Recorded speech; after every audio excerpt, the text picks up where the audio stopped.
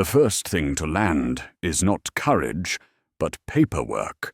Bulk transport vessels descend through Mailer Bulge's poisoned atmosphere like falling tombstones, their cargo ramps grinding open to disgorge millions of conscripts onto ash fields that stretch beyond the horizon.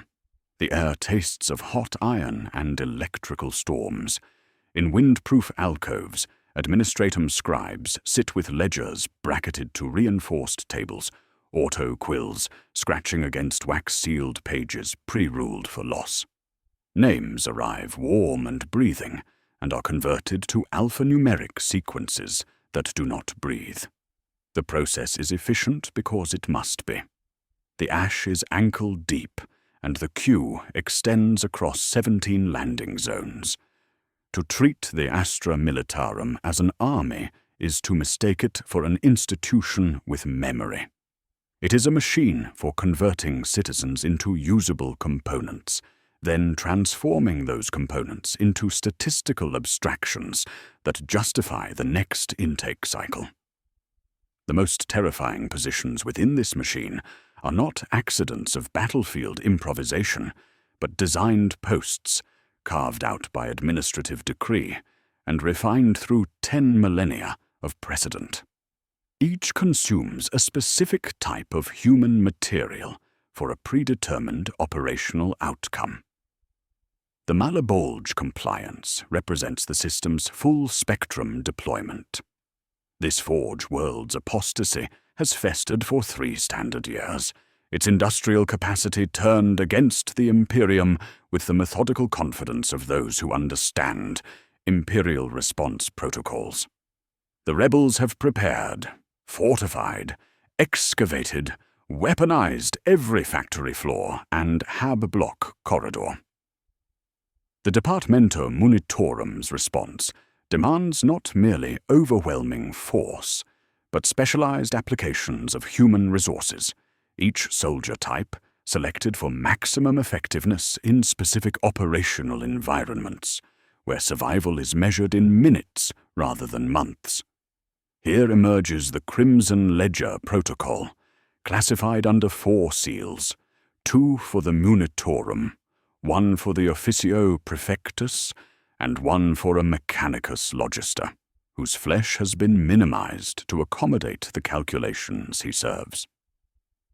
When opened, the protocol reveals a campaign's acceptable wastage in red-stained columns, transit attrition from atmospheric entry, disembarkation casualties, acclimation losses, preliminary skirmish reductions, breach phase expenditures, consolidation wastage.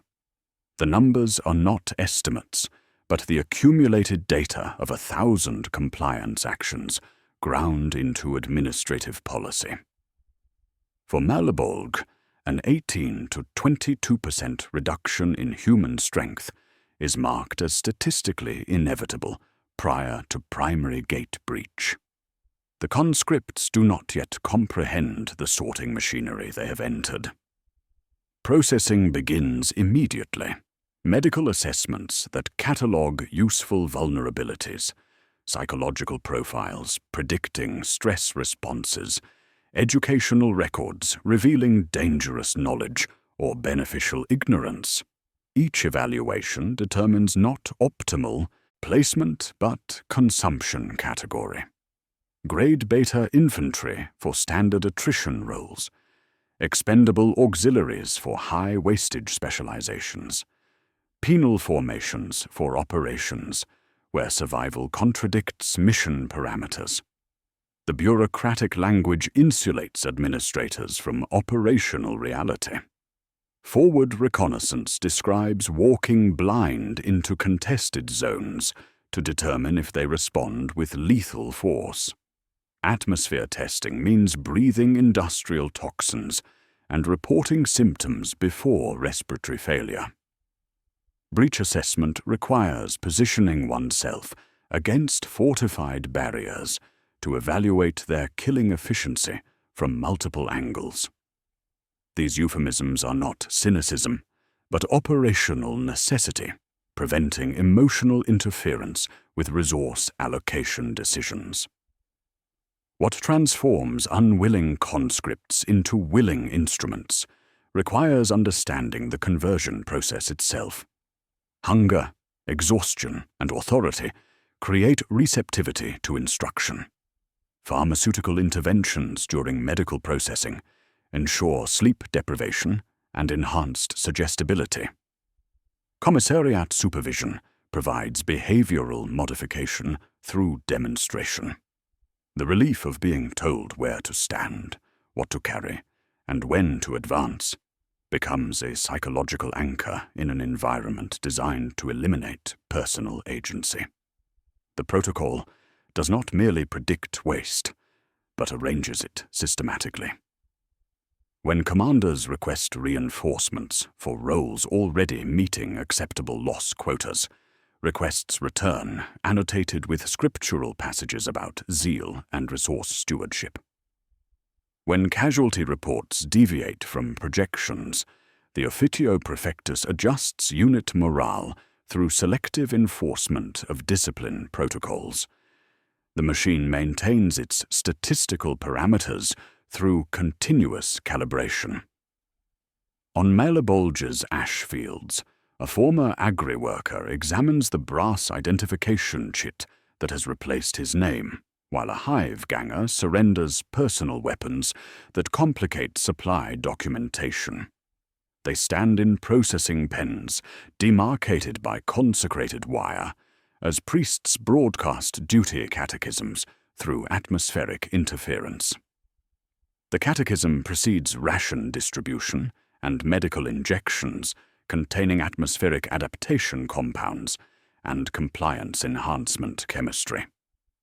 The pages ahead will examine those who carry institutional terror into contested zones, and those who maintain the administrative systems that make terror orderly and predictable. But first we must understand how lines of ash-streaked faces become organized columns of expendable specializations, each with calculated loss rates, specific operational lifespans, and predetermined replacement schedules. The Crimson Ledger closes again, its seals cooling in recycled air. We will return when its red columns transform from predictions into operational instructions, and the numbers begin consuming those who write them. The ledger closes, and the sorting begins. Processing lines contract into assignment, queues where conscripts learn their worth in the only currency the Munitorum recognizes: replaceability. Classification operates with administrative efficiency because ambiguity costs resources and delays deployment schedules. A Medici servo automaton notes healed fractures and lung scarring. The entry clerk applies risk codes that translate directly into atmospheric testing eligibility. A literacy assessment from Schola Catechism training routes another toward signals duty. The processing scribe requisitions vox beads and prayer strips against static interference. The system presents itself as meritocratic, but merit here means the precise ability to be consumed according to operational requirements.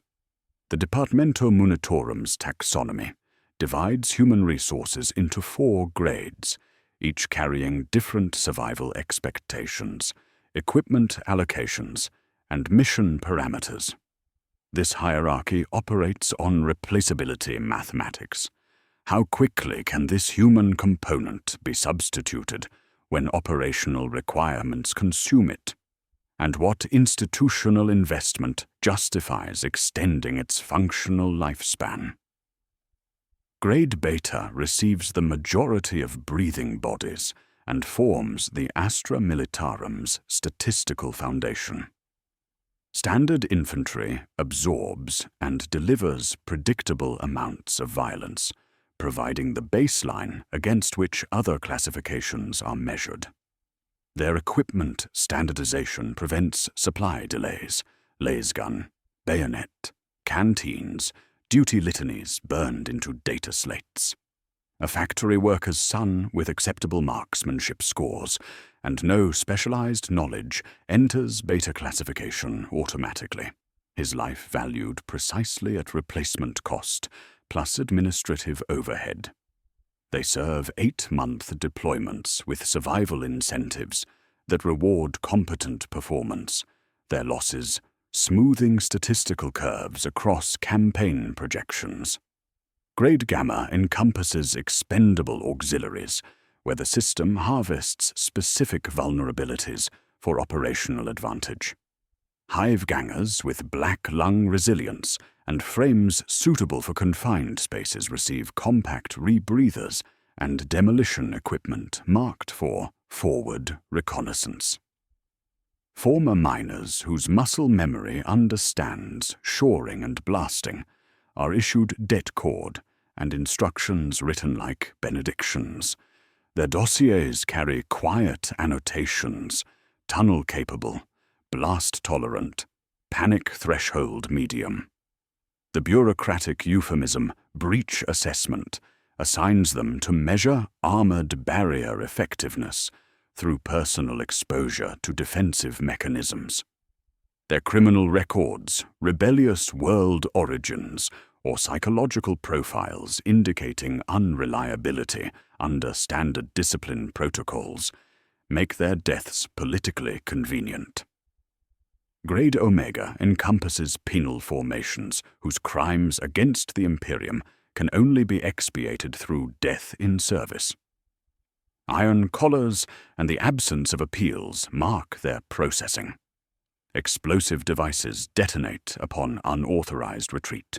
Ammunition supplies remain restricted, and mission parameters assume complete consumption rather than survival.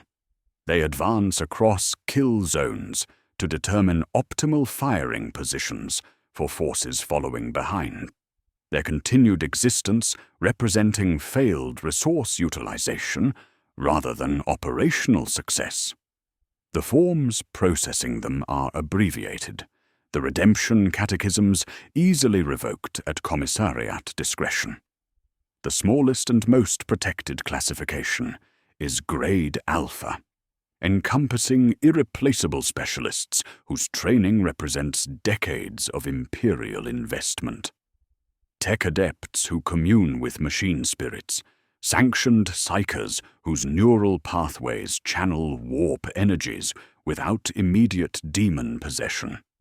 Vox operators whose bloodlines carry genetic compatibility with ancient communication arrays.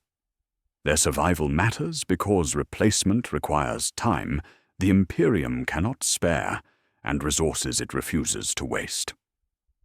They receive superior equipment, medical priority, and assignments that maximize specialized utility, while theoretically minimizing exposure to random death.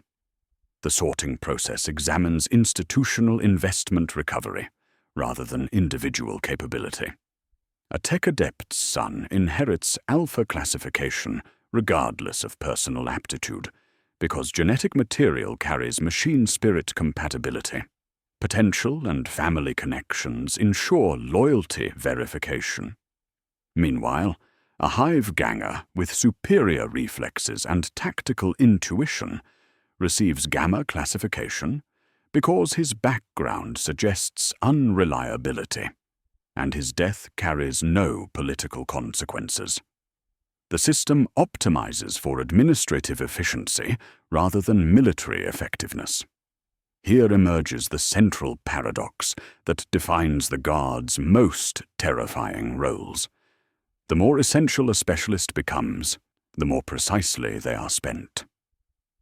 Grade Alpha deaths must occur at optimal moments, in correct locations, for calculated returns.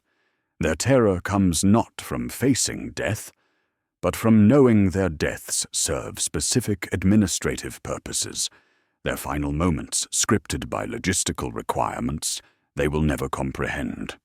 When standard approaches fail against stubborn objectives, it is the engineer who approaches with charges lacking abort codes. When enemy communications shift mid-battle, the Vox operator bleeds from his ears, extracting meaning from chaos. When machines whisper corrupted thoughts in the depths, the Psyker's life expectancy measures in sanctioned uses rather than years. Rotation protocols theoretically prevent specialist breakdown under this pressure by limiting exposure duration and preventing dangerous expertise accumulation. Alpha specialists rotate every 4 months to preserve training investments. Beta infantry serve standard deployments with survival bonuses. Gamma auxiliaries remain deployed until casualty thresholds trigger replacement. These protocols officially preserve efficiency and morale, while preventing the formation of unsanctioned knowledge and memory, consolidation that might tempt improvisation. The bureaucratic language accompanying assignments transforms horror into administrative routine, regardless of classification changes. Forward reconnaissance continues describing solitary advancement into contested territory until concealed enemies respond with lethal force, the data recorded while names are not. Breach assessment remains the art of measuring blast effectiveness through bodily exposure. Atmospheric testing still instructs personnel to breathe potentially toxic air and report physiological responses until respiratory failure provides definitive contamination data. At Malebolg, rotation protocols begin failing by the second week as weather, enemy pressure, and administrative inertia align. The same faces appear at identical assignments: tunnels, Vox bands, breach points. Familiarity becomes a double-edged weapon as specialists perform better through recognition of specific hinges, interference patterns, and off-gassing solvents, while simultaneously noticing patterns that should not exist. Vents leading nowhere yet exhaling warm air, feedback loops carrying faint human cadences, machinery noises repeating every 52 seconds like mechanical prayers. The system fears soldiers who learn beyond their operational brief, possessing few tools for unlearning except removal. Family lineage influences assignment efficiency rather than justice. Tech-adept offspring who swept cog-blessed floors during childhood understand when to whisper apologies to machines, making Vox operator roles logical. Shrine World scions whose prayer rhythms achieve meter perfection may expedite toward Psyker handler auxiliaries because rhythm assists merciful killing. The hive ganger whose muscles learned confined spaces without injury becomes the flexible component fitting into structural faults others cannot reach. These represent administrative efficiencies rather than systemic injustices. Every grade will face systematic testing to destruction here, where Forge World construction principles have been altered to confound standard Imperial doctrine. The arithmetic demands it through accumulated precedent converted into policy. Alpha specialists must penetrate industrial complexes whose machine spirits carry heretical programming. Beta infantry will assault factory districts, where every corridor has been converted into killing zones. Gamma auxiliaries will clear underground networks filled with toxic waste and booby-trapped machinery. Omega formations will advance across open ground under concentrated fire to map enemy positions for artillery targeting. The question evolving is not whether terror resides in operational assignments or administrative orders, but who carries institutional terror into contested zones, and who maintains the systems making terror orderly and predictable.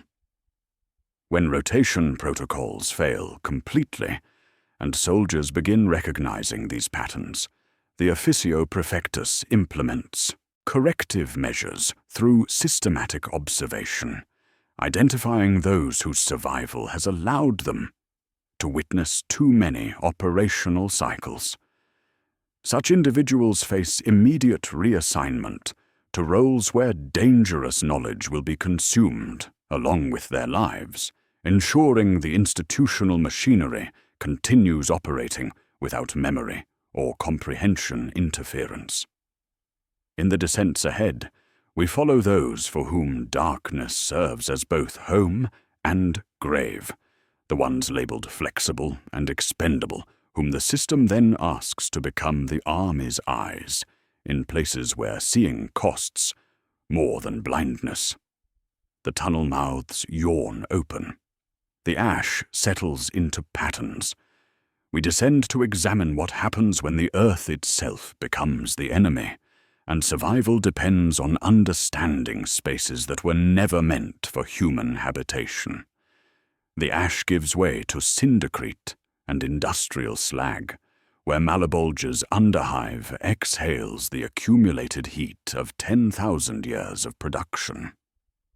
Tunnel Squad Tertius assembles at Access Node 19, a maintenance aperture carved during an expansion cycle no living administrator remembers authorizing.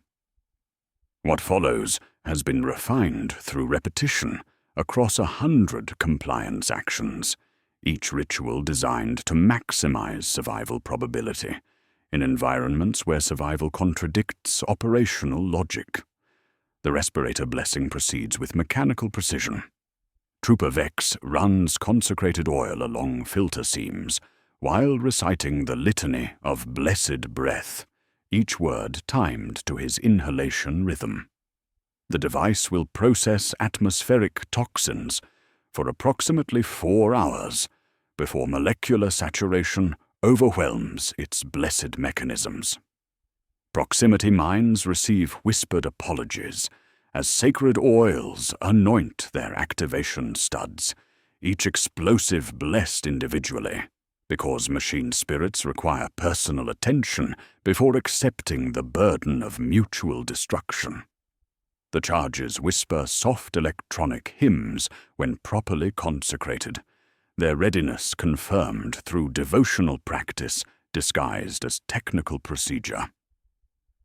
Demo pack preparation requires mathematical precision wrapped in ritual observance. Trooper Hadek calculates date cord lengths by counting prayer beads, his fingers moving through structural equations that will determine whether blast patterns create tactical advantage or burial chambers. Each charge must be positioned to maximize damage while accounting for reflection patterns in confined spaces, the mathematics of demolition reduced to catechism through repetitive practice. Control mechanisms ensure mission completion regardless of survival outcomes.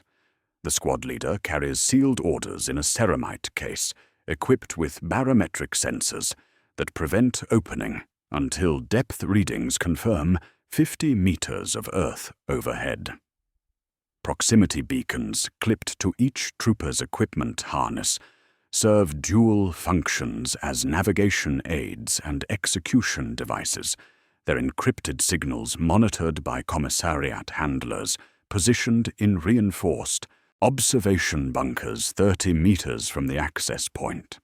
Surface emergence before mission completion triggers detonation sequences that eliminate security risks while providing location data for follow-up operations.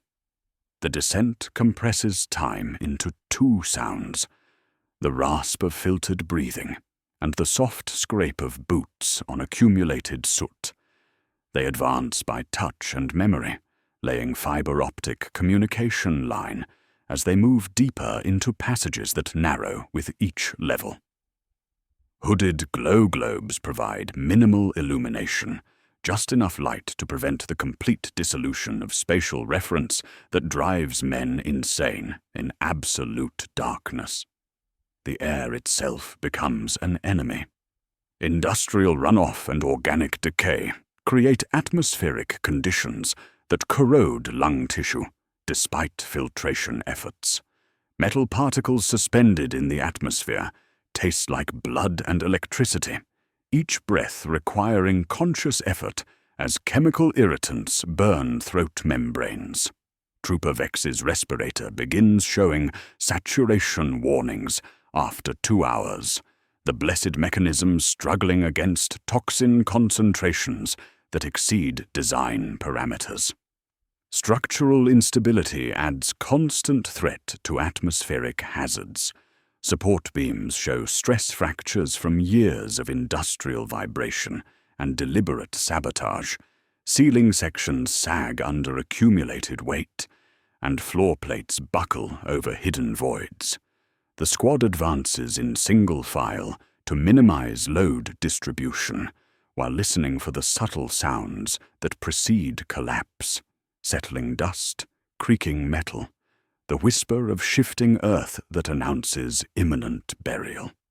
Encounters with mutant populations represent biological hazards layered onto environmental ones. Former factory workers whose prolonged exposure to industrial toxins has triggered genetic adaptation inhabit the deepest passages, their bodies modified for atmospheric conditions that kill unprotected humans within minutes. They attack with improvised weapons crafted from scavenged machinery, their movements coordinated through chemical communication methods that bypass traditional detection systems. The psychological toll accumulates through sensory deprivation and spatial disorientation. Hours pass without visual reference points, as darkness becomes a living entity that presses against consciousness, eroding boundaries between mission objectives and survival instincts. The knowledge that success requires entombment with the enemy adds spiritual cost to operational burden, each charge placed bringing them closer to sealing their own tomb. 5 kilometers into the network, the depth sensors trigger the orders case. The waxed paper inside carries mission parameters written in the abbreviated language of acceptable loss. Breach points marked with casualty percentages. Intelligence priorities ranked by strategic value rather than extraction feasibility. Withdrawal procedures that assume completion rather than survival. Secondary instructions specify creating deception indicators through selective structural damage, teaching the enemy incorrect lessons about Imperial capabilities. The first sealed chamber announces itself through architectural inconsistency. A rectangle of newer cindercrete interrupts the tunnel's original construction, its surface unmarked by the corrosion patterns that characterize the surrounding infrastructure. The demo man prepares a shaped charge, then pauses as structural analysis reveals the wall lacks proper bracing. They breach it with careful force, revealing a hermetically sealed space that has not been touched by atmosphere since construction. Inside, plastic shrouds still cling to equipment pallets, arranged with military precision. Crate stencils carry Mechanicus certification marks and Administratum consignment codes, dated 5 standard years before Malebolge's first act of rebellion. The inventory reads like systematic preparation. Replacement components for heavy manufacturum equipment, standardized servo motors, Vox array cores compatible with off-world communication protocols, industrial lubricants in quantities exceeding any legitimate maintenance requirement. Under protective covering, they discover a surveyor's table with mylar overlays of the underhive network, grid lines printed in official Munitorum notation. Some routes are marked with freehand annotations in red ink that matches no authorized legend.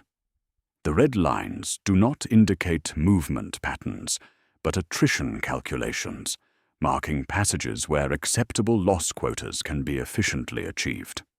On one overlay edge, someone has written "breach assessment" enclosed in quotation marks, as if the bureaucratic euphemism had become private humor among those who understood its true meaning. The equipment's condition reveals recent maintenance rather than long-term storage. Lift mechanisms show fresh lubrication. Communication arrays display evidence of regular testing, and power distribution systems have been configured for immediate activation. This represents systematic preparation rather than opportunistic stockpiling, coordination that requires resources and authority available only through official channels. They document everything through picked capture, while Trooper Vex's respirator finally fails, forcing him to breathe unfiltered air as industrial toxins begin their fatal work. The intelligence they record contradicts official assessments of spontaneous rebellion, revealing instead a conspiracy that required years of preparation and institutional cooperation. The sealed orders include provisions for intelligence transmission under extreme circumstances, acknowledging that some discoveries justify consuming entire squads to ensure information reaches appropriate authorities. The charges they plant will collapse structural supports according to their original mission parameters, but the discovery transforms routine demolition into evidence destruction. Above ground, commissariat handlers monitor their vital signs through proximity beacon telemetry, while preparing to implement terminal protocols if the squad's condition compromises operational security. The intelligence proves too valuable and too dangerous to risk through conventional extraction procedures. Withdrawal becomes a race against atmospheric toxicity and structural failure as the charges arm themselves through fiber optic command signals. Something alive in the deeper tunnels decides the squad should not exist and moves to correct this error, forcing them to abandon equipment and accelerate their ascent. They emerge with minutes to spare on the beacon window, lungs burning with chemical damage and ears ringing from the whisper of stressed support structures. The commissariat handlers wait with prepared documentation and a stretcher already tagged for casualties that did not return. The intelligence goes into a separate evidence container, sealed under codes that appear in no field manual, while the squad signs statements with hands numbed by toxin exposure. No debriefing occurs, no commendations are issued. They receive new mission parameters and instructions to replace respiratory equipment before the next descent. The discovery hangs in the recycled air like industrial solvent, its implications spreading through the command structure in ways the tunnel rats will never witness. Prepositioned equipment suggests rebellion planned with institutional foresight rather than spontaneous apostasy. The quotation marks around bureaucratic euphemisms indicate insider knowledge of Imperial operational language. Most significantly, the maintenance evidence proves ongoing coordination between surface rebellion and off-world support networks that require authority and resources beyond any planetary insurgency. In the tunnels ahead, other squads will make similar discoveries, while learning that some intelligence is too dangerous for those who gather it to survive its transmission. The Earth keeps its secrets poorly, but the Imperium keeps them absolutely, and the difference between these two forms of silence will determine who lives to see the surface again.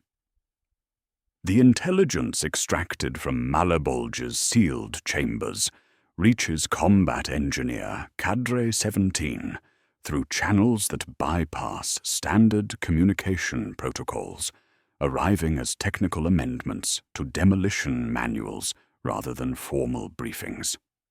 The timing suggests coordination between tunnel operations and surface assault planning that transcends normal administrative cycles.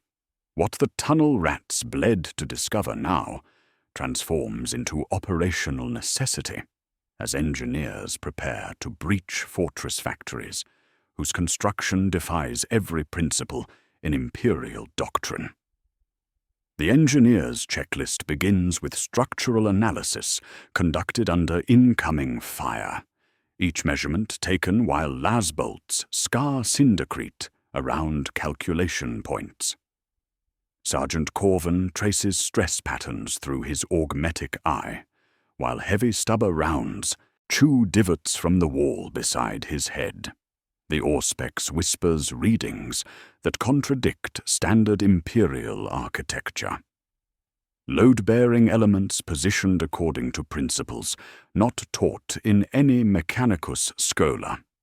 Materials whose molecular composition appears in no approved construction manual.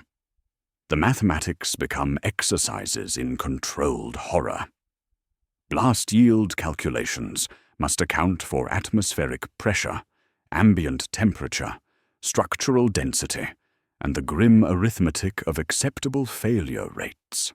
Each equation includes human variables: the engineer who places the charge, the squad members within blast radius, the acceptable percentage who will not return. These are not estimates, but predetermined quotas, calculated before the first charge is armed, and entered into ledgers that balance human lives against operational objectives. Charge placement transforms into ritual disguised as procedure. Pattern 19, Det Korps receives whispered apologies as consecrated oils anoint activation studs, each length measured against prayer beads whose count determines blast timing. The infamous 7-second variance haunts every calculation, the unpredictable delay that can move a soldier from cover into vapor, from survival into statistical necessity. Engineers learn to live inside this uncertainty, knowing their withdrawal timing depends on statistical probability rather than technical precision. Control mechanisms ensure mission completion regardless of survival considerations. Timed fuses carry no abort codes once armed, their machine spirits programmed for absolute completion, even if the engineers who placed them attempt cancellation. Standing orders specify objective achievement regardless of casualties, with replacement cadres pre-positioned to continue demolition work if primary teams are consumed by their own charges. The mathematics are elegant in their cruelty. Human components calculated as expendable variables in equations designed to shatter adamantium. The survival tax accumulates through constant exposure to calculated instability. Melter charges require precise placement against structural joints, but enemy fire forces engineers to work from positions that compromise optimal angles. Det Korps connections must be made while crawling through rubble fields where severed cables spark against metal debris, each connection risking premature detonation through electrical interference. Equipment failures are not prevented, but calculated into mission parameters. Blast shield generators programmed to fail at predetermined rates, their breakdown scheduled to coincide with maximum tactical utility rather than user survival. The spiritual cost emerges through mathematical precision of self-destruction. Engineers build bridges knowing they are designed to fail under specific load conditions, their collapse timed to occur after tactical objectives are achieved, but before enemy forces can utilize crossing points. They place charges knowing the blast Radius includes their own positions, the geometry of demolition requiring their consumption to achieve optimal structural damage. Each successful breach becomes both professional achievement and personal prophecy. At Mallebolge, standard doctrine encounters its first systematic countermeasure.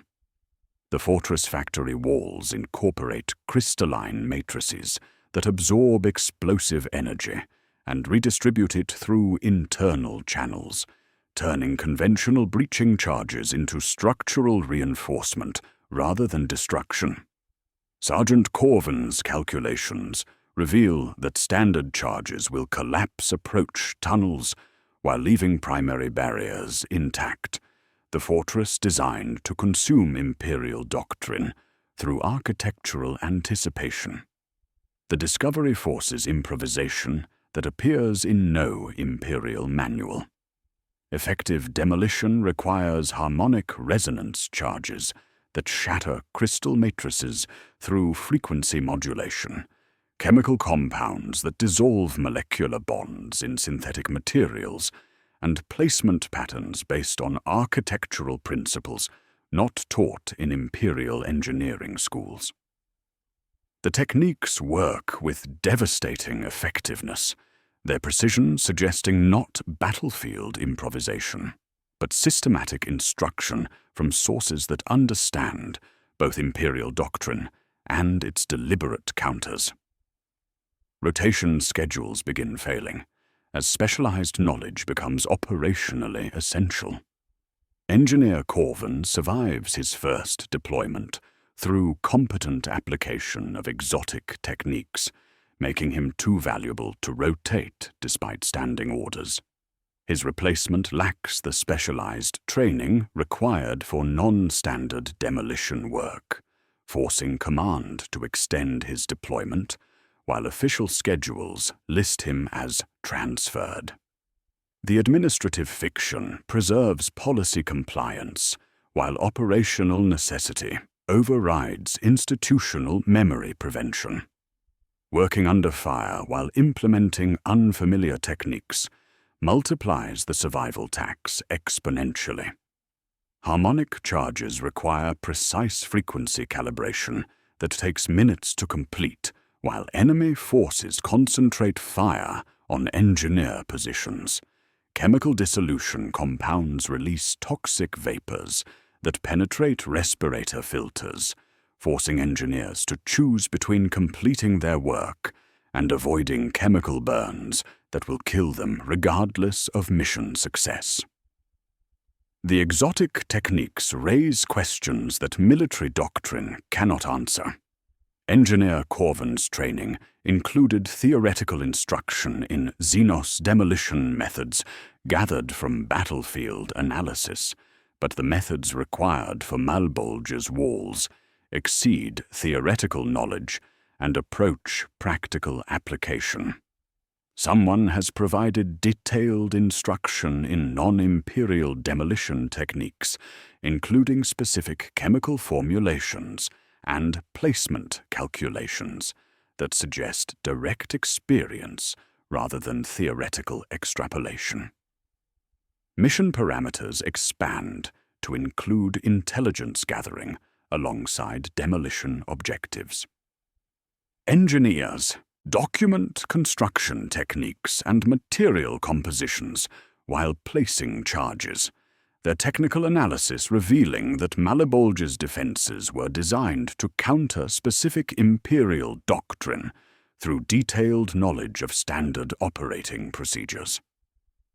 The fortress factories incorporate countermeasures for Pattern 19 Death Korps timing variants, blast shield failure rates, and engineer approach patterns that appear in classified training manuals.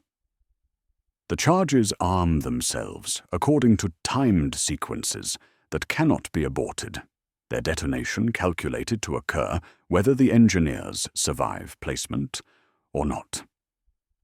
Engineer Corvin completes his assignments, knowing that success will eliminate the evidence of non-standard construction techniques along with anyone who observed them. The blast patterns will destroy both fortress walls and the architectural evidence that standard Imperial doctrine was systematically anticipated and countered. Withdrawal becomes mathematical exercise in probability, rather than tactical movement. The 7-second variance means engineers must begin retreat before optimal blast timing, while accepting that early detonation will catch them within lethal radius. Those who survive the blast must navigate structural collapse while carrying wounded comrades whose injuries were calculated into mission parameters rather than prevented through safety protocols. The mathematical precision of Malebulge's countermeasures suggests that standard Imperial doctrine has been compromised at institutional levels, its classified procedures known to enemy forces before deployment begins. When standing orders encounter deliberately engineered opposition that anticipates every standard response, the system must choose between operational flexibility and institutional security. The engineers who discover this contradiction become security risks whose survival threatens the administrative fiction that Imperial doctrine remains uncompromised. Engineer Corvin survives the blast and withdrawal, his technical knowledge now including practical experience with demolition methods that exist in no Imperial manual. His after-action reports document the exotic techniques while noting their effectiveness against non-standard construction materials, intelligence that will be classified under seals that prevent its dissemination to other engineering cadres. The knowledge becomes too dangerous to share, while remaining too valuable to discard.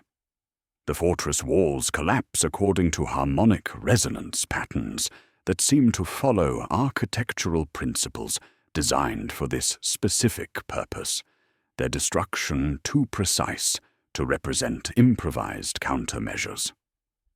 Someone provided not just exotic techniques, but detailed knowledge of Malebulge's construction methods, suggesting coordination between demolition specialists and fortress designers that transcends normal operational security. The source of this coordination remains hidden behind classification seals and administrative silence, but its implications spread through the command structure like industrial contamination.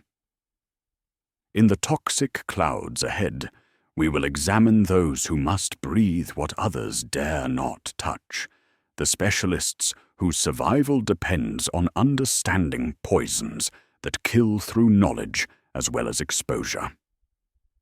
The charges detonate on schedule. The walls fall according to plan. The engineers who placed them face new assignments where their specialized knowledge makes them too valuable to rotate and too dangerous to preserve.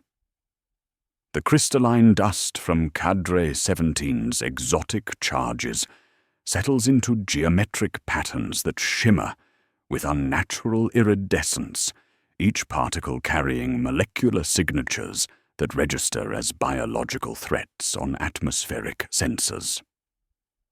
Biological hazard Team Secundus advances through the breach wearing protective equipment that was inadequate before deployment and becomes more insufficient with each contaminated breath. Their sealed suits show stress fractures from the blast concussion, while atmospheric readings climb beyond measurement thresholds into ranges marked only with devotional warnings about the Emperor's mercy. The team's daily function transforms industrial cleanup into systematic martyrdom. Malebulge's factories have been weaponizing their own production waste for 3 years, converting heavy metal runoff and chemical byproducts into atmospheric weapons that kill through inhalation, skin contact, and prolonged proximity.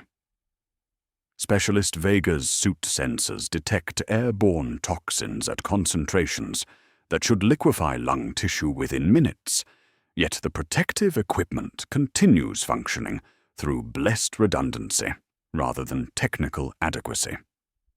Protective gear represents calculated compromise between operational mobility and survival duration, its inadequacy not oversight but design feature. The sealed suits provide 4 hours of atmospheric protection under optimal conditions, but blast damage and combat stress reduce effectiveness to approximately 90 minutes of reliable filtration. Full-spectrum protection would consume resources the Munitorum allocates across thousands of compliance actions, making individual longevity less valuable than deployment efficiency. Respirator cartridges blessed by tech priests contain chemical neutralizers that work until molecular saturation overwhelms their capacity. Their failure announced through subtle changes in air taste that specialists learn to recognize as death approaching through their breathing apparatus. Dose badges bloom from pale to charcoal, long before daily assignments are complete. Their color change chemistry providing visual confirmation of exposure levels that exceed survival thresholds. The Medikey attached to each team makes notes, enters requisitions for replacement consumables, and receives denials appended with sermons on frugality, and reminders that suffering ennobles service. The denial forms include charts showing acceptable wastage for biohazard teams during primary gate phases, the numbers calculated before the first breach was made. Control mechanisms operate through quarantine seals that transform medical isolation into execution orders. Medical Officer Hadrian carries dual authority encoded into his augmetic systems: preserve life when it serves the Imperium, and end life when it preserves the Imperium. Both functions are classified as medical care in official documentation. Contamination reports written in clinical language mask predetermined outcomes behind therapeutic terminology, each diagnosis carrying execution authority, disguised as treatment protocols. The protocols for handling infected comrades read like medical procedures disguised as systematic elimination. When Trooper Caney begins showing respiratory distress consistent with heavy metal poisoning, Specialist Vega applies emergency decontamination procedures that involve injecting chemical neutralizers directly into lung tissue through hollow needles that penetrate the chest cavity. The procedure maintains a 12% survival rate, but regulations classify it as medical intervention rather than assisted termination, preserving administrative fiction while eliminating contaminated personnel according to predetermined quotas. Bureaucratic euphemisms transform biological casualties into administrative categories that protect decision-makers from emotional interference. Atmospheric adaptation failure describes death through respiratory system dissolution. Chemical sensitivity syndrome refers to skin tissue liquefaction from contact with weaponized industrial waste. Neurological adjustment disorder masks brain damage from heavy metal accumulation. The language prevents panic while ensuring casualty reports maintain statistical accuracy without revealing operational hazards to personnel who might develop survival instincts that compromise mission effectiveness. The survival tax accumulates through chronic exposure that protective equipment cannot prevent, and decontamination protocols that often prove more lethal than contamination. Industrial pollutants penetrate suit seals through microscopic breaches, while heavy metals accumulate in bone tissue despite filtration efforts. Chemical sensitizers create allergic reactions that worsen with repeated exposure, each mission adding molecular damage that compounds into systematic organ failure. Specialist Vega watches teammates develop the characteristic tremors of neurotoxin exposure, while knowing that medical protocols will classify their symptoms as operational liability rather than occupational injury. Decontamination stations strip skin with the same alkali solutions used for equipment cleaning. Chemical neutralizers injected directly into bloodstreams to counteract toxin exposure cause organ failure in 60% of cases. But medical protocols classify these deaths as treatment complications rather than procedural fatalities. Those who cough pink into their masks receive compassionate discharge administered through needle injection, the euphemism maintaining administrative order while eliminating security risks who might question the mathematics of acceptable loss. The spiritual cost emerges through recognition that survival transforms personnel into walking evidence of the Imperium's willingness to sacrifice its own for operational security. Teams become proof that the system values purity protocols above individual human life, their existence constant reminder of unseen horrors and brutal countermeasures. Success is measured in completed missions rather than years of life, each specialist's functional lifespan calculated according to exposure quotas rather than medical necessity. Deeper in the factory complex, atmospheric sensors detect biological signatures that contradict standard Imperial threat assessments. The air carries organic compounds with molecular structures that appear in no Imperial database, their complexity suggesting engineered rather than naturally occurring toxins. Under protective shrouds, they discover incubators not accounted for in Imperial schematics, growth trays with cellular patterns that obey spirals too precise for accident, protein chains that repeat in intervals mimicking machine rhythm rather than flesh rhythm. Specialist Vega's analysis reveals organisms with characteristics that suggest Xeno's influence. Reproduction cycles operating independently of standard biological requirements, genetic material organized according to principles not found in Imperial life forms, and adaptive mechanisms that respond to countermeasures through real-time evolutionary adjustment. The codons stack into architecture that their Auspex refuses to categorize, printing warning glyphs whose modern meaning has been reduced to rumor and administrative silence. Medical Officer Hadrian's preliminary analysis confirms what the team cannot officially acknowledge. Malabolge's bioweapons incorporate Xenos biotechnology that exceeds human scientific understanding. The organisms show signs of deliberate engineering, optimized for defeating specific Imperial protective measures through detailed knowledge of equipment specifications and biological vulnerabilities.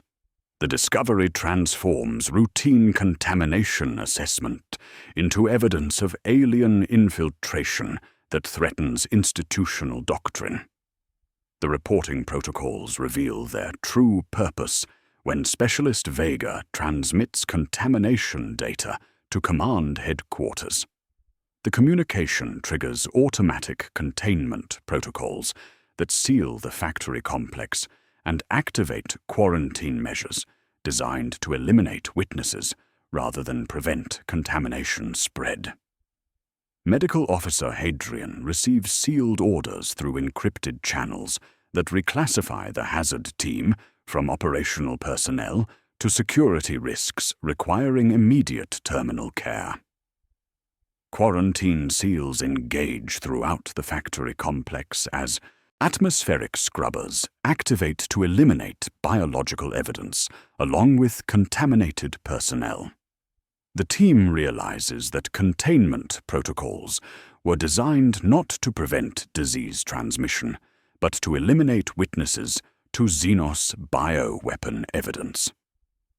Their protective equipment begins failing on schedule, rather than through operational stress, its breakdown timed to coincide with evidence destruction, rather than mission completion. The knowledge that Xenos bioweapons exist on Malebolge becomes more dangerous than the weapons themselves. Administrative doctrine cannot acknowledge alien influence without admitting that Imperial intelligence failed to detect infiltration, that standard protective measures were compromised by non-human technology, and that compliance operations may serve Xenos interests rather than Imperial security. The evidence must be eliminated along with those who gathered it, ensuring dangerous knowledge dies with those who possessed it. Blast doors seal with the sound of distant rain, as auxiliary vents open to flood the complex with aerosolized decon that consumes metal before seeking flesh. Medical Officer Hadrian faces the contradiction between his medical oath and operational requirements as he prepares chemical neutralizers that have been replaced with compounds designed to eliminate contaminated personnel while preserving the fiction of medical treatment. The 10-minute communication window allows final reports before the scrubbers complete their work. The question of why Xenos bioweapon evidence triggers containment of Imperial forces hangs in the recycled air like industrial contamination. When evidence threatens institutional doctrine, the system protects itself by eliminating witnesses along with evidence, ensuring that dangerous truths cannot spread beyond their discovery point. Somewhere in the administrative hierarchy, authorities with classification levels exceeding field command have predetermined that Xenos influence represents an unacceptable threat to Imperial orthodoxy, its existence more dangerous than the weapons themselves. The atmospheric scrubbers hum with mechanical efficiency as the factory complex seals according to protocols written before the first bioweapon was deployed. The hazard team faces containment measures that transform medical isolation into systematic elimination, their survival representing institutional failure rather than operational success. In the warp-tainted spaces ahead, we will examine those who channel forces that corrupt through contact, specialists whose survival depends on maintaining sanity, while touching powers that dissolve the boundary between loyal service and heretical damnation. The atmospheric scrubbers complete their sterile work as psychic resonance builds in the spaces where biological contamination once thrived. What the biohazard teams cleansed through chemical neutralization now requires different specialists, those whose survival depends on channeling forces that corrupt through contact. Sanctioned Psyker Tertius advances through decontaminated corridors, where the warp itself writhes through twisted metal and corrupted machinery, his augmetic skull plate registering pressure that has nothing to do with atmospheric density, and everything to do with reality's membrane wearing thin. His daily function transforms routine psychic support into systematic martyrdom.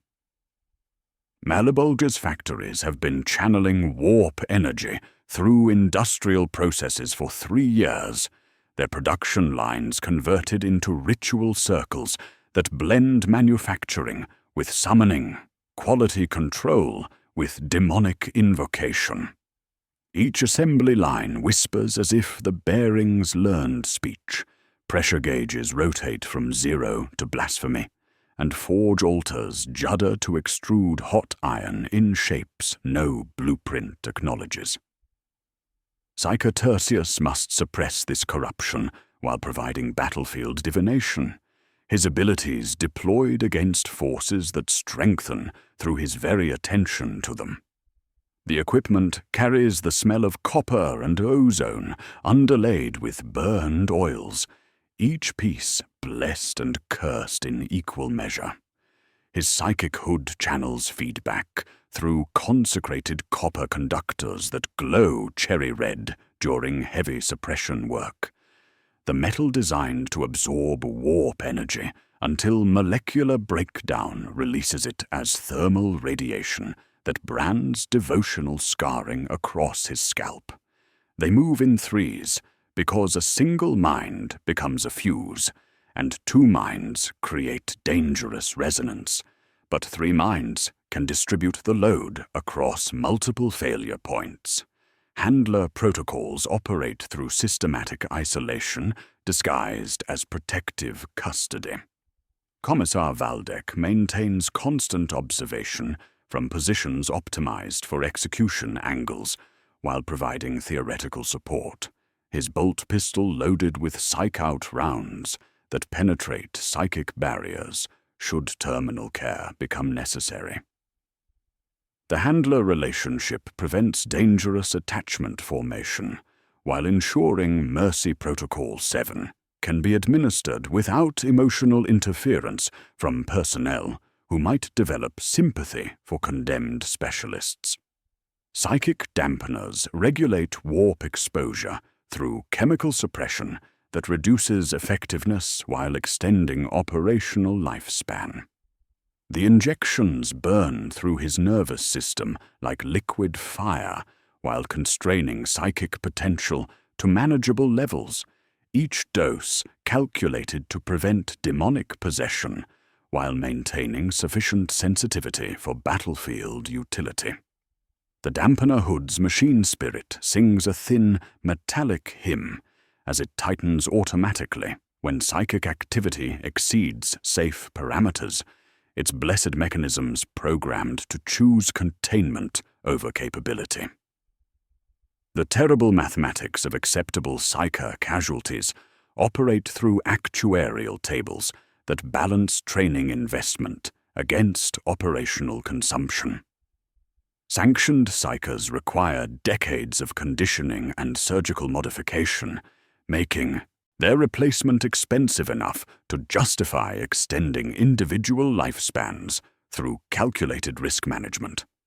However, their proximity to warp corruption makes extended service increasingly dangerous, creating optimization problems where maximum utility must be extracted before inevitable loss to possession, madness, or merciful execution.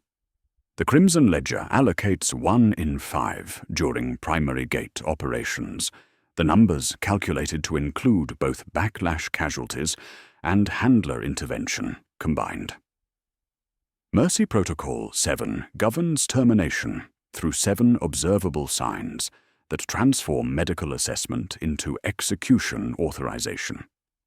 Speech delay during glossolalia practice, thermal inversion around the shoulders where heat should rise, the smell of rain in sealed environments, secondary shadows misaligned with light sources, teeth aching in the presence of blessed iron, pupils widening to swallow candlelight completely, and finally, the feeling in nearby personnel that the psyker's name has gone slightly out of tune when spoken aloud.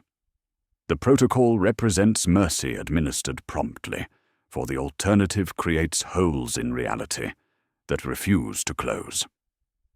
The survival tax accumulates through chronic psychic feedback that damages neural pathways despite dampener protocols.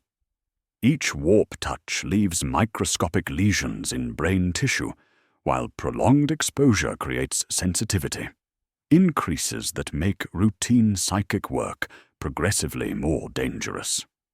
Isolation from normal human contact prevents emotional anchoring that might provide psychological stability.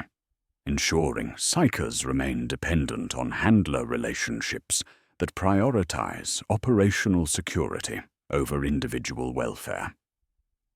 Their usefulness is measured in missions survived rather than years served, the ledger counting sorties rather than birthdays.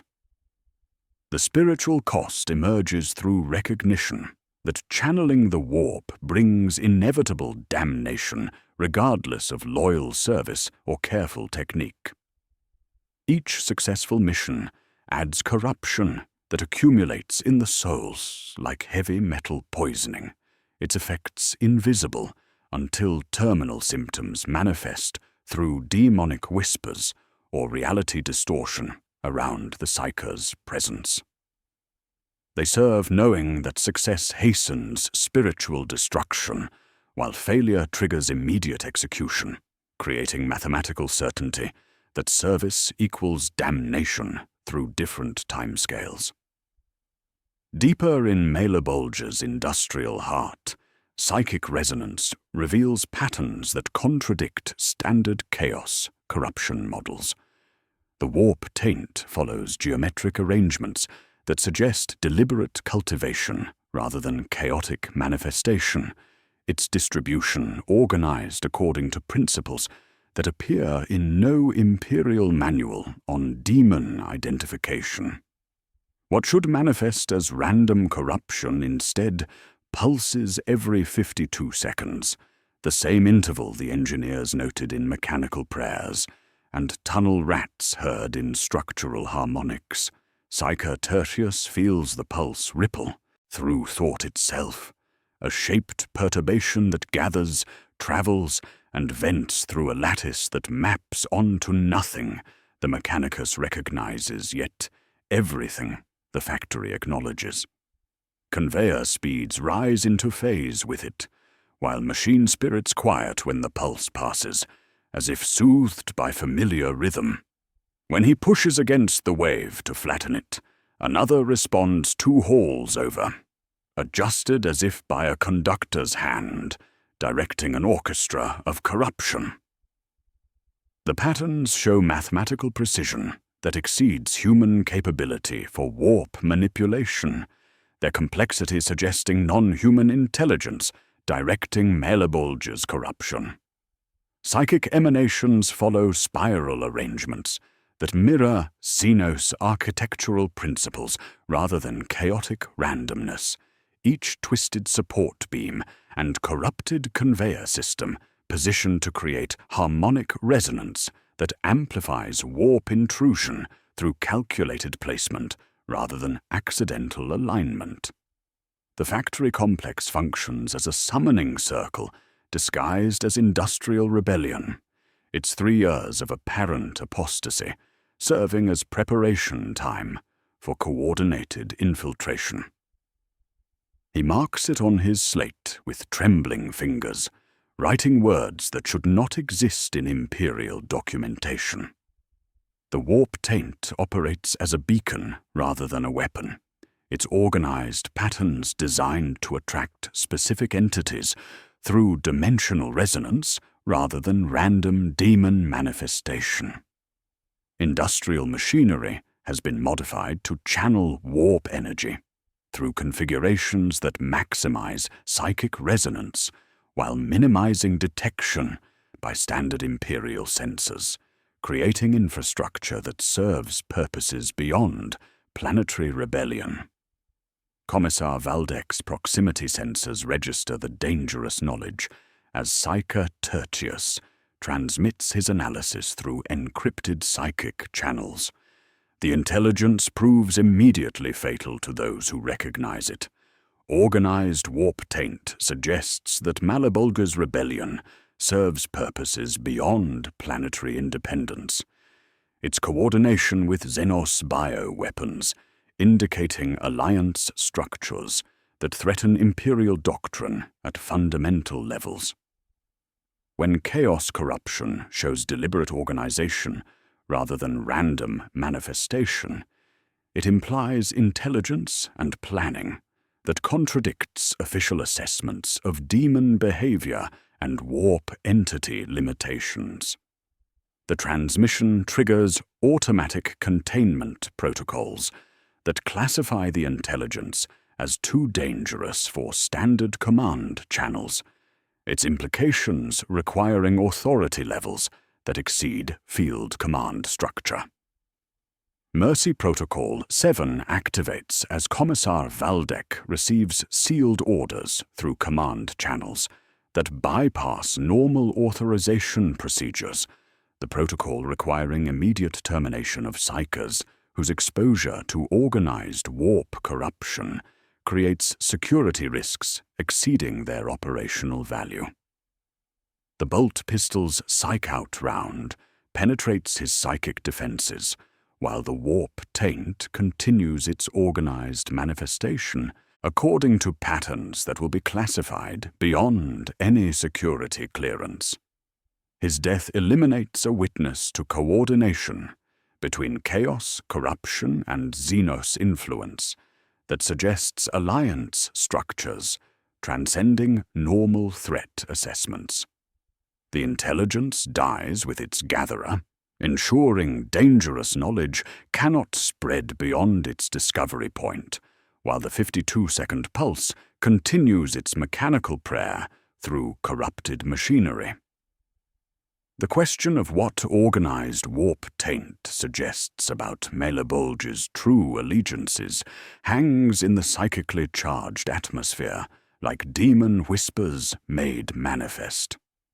When warp corruption shows deliberate organization and coordination with Xenos bioweapons and pre-positioned rebellion infrastructure, it implies alliance structures that threaten Imperial doctrine by suggesting chaos and alien forces can cooperate rather than compete. The system protects itself by eliminating evidence along with witnesses, ensuring institutional orthodoxy remains unchallenged by inconvenient truths that might require acknowledging the enemy's true sophistication. In the killing fields ahead, we will examine those whose crimes against the Imperium can only be expiated through death in service, specialists whose survival contradicts their purpose, while their consumption serves administrative necessity rather than tactical advantage. The factory machinery continues its precise channeling of dimensional energy, as blast doors seal according to protocols that classify entire operations beyond standard security clearances. The pulse continues, patient and precise, counting down to something the dead cannot warn against. The psychic resonance fades with Psyker Tertius's termination, but the 52-second pulse continues through machinery that has learned to count without human supervision. Above those sealed corridors where dangerous knowledge died with its discoverer, a different kind of rhythm assembles on ash fields that stretch toward Malebolge's primary defensive perimeter. Penal Company Damnatos forms into columns under atmospheric processors that exhale the accumulated toxins of industrial rebellion, their assembly governed by protocols that treat redemption as administrative fiction and consumption as operational necessity. The collar fitting proceeds with mechanical efficiency because delay costs resources and disrupts deployment schedules.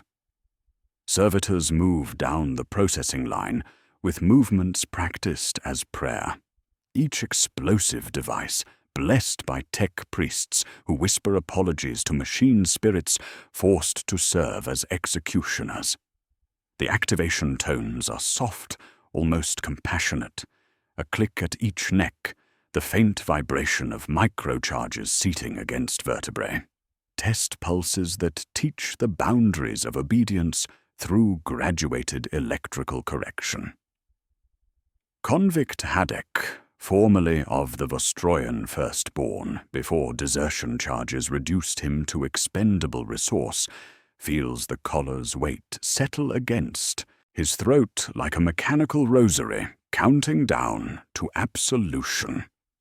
Their daily function transforms criminal punishment into tactical expenditure with mathematical precision. Penal formations serve as expendable assault troops for missions where survival contradicts operational parameters, their crimes providing moral justification for systematic consumption through suicidal deployment. Each convict receives equipment calculated to maximize mission completion while minimizing survival probability. Laser guns with power cells providing 12 shots before requiring replacement. Flak vests lacking armor plates in locations deemed non-essential for morale purposes. Ration packs containing supplements that maintain combat effectiveness for 6 weeks before deficiency symptoms compromise performance. The Golgotha Protocol governs their deployment through legal frameworks that convert criminal justice into military resource management. Commissar Vex carries authorization sealed under 4 classifications, the protocol providing bureaucratic cover for consuming condemned personnel through tactical deployment while maintaining administrative fiction that redemption remains theoretically possible for the worthy. Summary execution authority extends beyond insubordination to include any behavior deemed inconsistent with predetermined casualty quotas, survival itself becoming evidence of system failure rather than individual competence.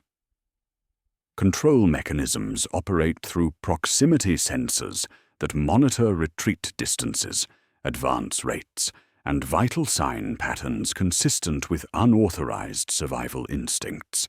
The collars broadcast telemetry streams that convert human physiology into tactical data, skin temperature variance indicating atmospheric contamination, shock loading revealing blast effects, electromagnetic interference mapping enemy communication networks. Each convict becomes a sensor node whose death provides location data while eliminating security risks, who might develop dangerous knowledge through extended survival. The survival tax accumulates through recognition that their bodies serve as expendable components in calculations that balance human consumption against intelligence-gathering requirements. Medical priority protocols classify penal formation casualties as acceptable losses rather than treatment priorities, wounded convicts receiving bandages and catechism, while stretcher allocation follows lists that rarely match ground conditions. Those who survive initial deployments face extended service that increases exposure probability until mathematical certainty achieves predetermined outcomes through systematic attrition. Substandard equipment ensures that every engagement becomes an exercise in desperate improvisation, designed to maximize information gathering through human expenditure. Power cells fail according to schedules calculated to force aggressive advancement toward resupply points that may not exist.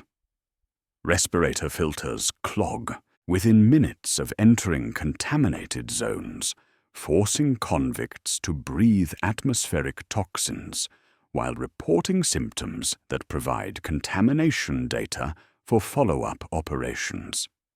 The equipment failures are not prevented, but incorporated into mission parameters as additional intelligence sources. The spiritual cost emerges through attempts to find meaning within systems designed for systematic consumption. Convict Hadek recites prayers learned during Vostroyan service, while knowing that redemption requires death rather than survival, his faith transformed into acceptance of inevitable consumption through tactically useful sacrifice. Some convicts request collar blessing from attached priests, seeking to transform final detonation into martyrdom rather than execution. Others embrace nihilistic fatalism, finding perverse freedom in predetermined death, while making every act of defiance a meaningless victory against administrative indifference. The sprint across kill zones transforms criminal punishment into battlefield reconnaissance conducted through systematic human expenditure. Defensive positions reveal themselves through muzzle flashes and impact patterns as penal formations advance according to routes that ensure comprehensive coverage of contested terrain rather than tactical optimization.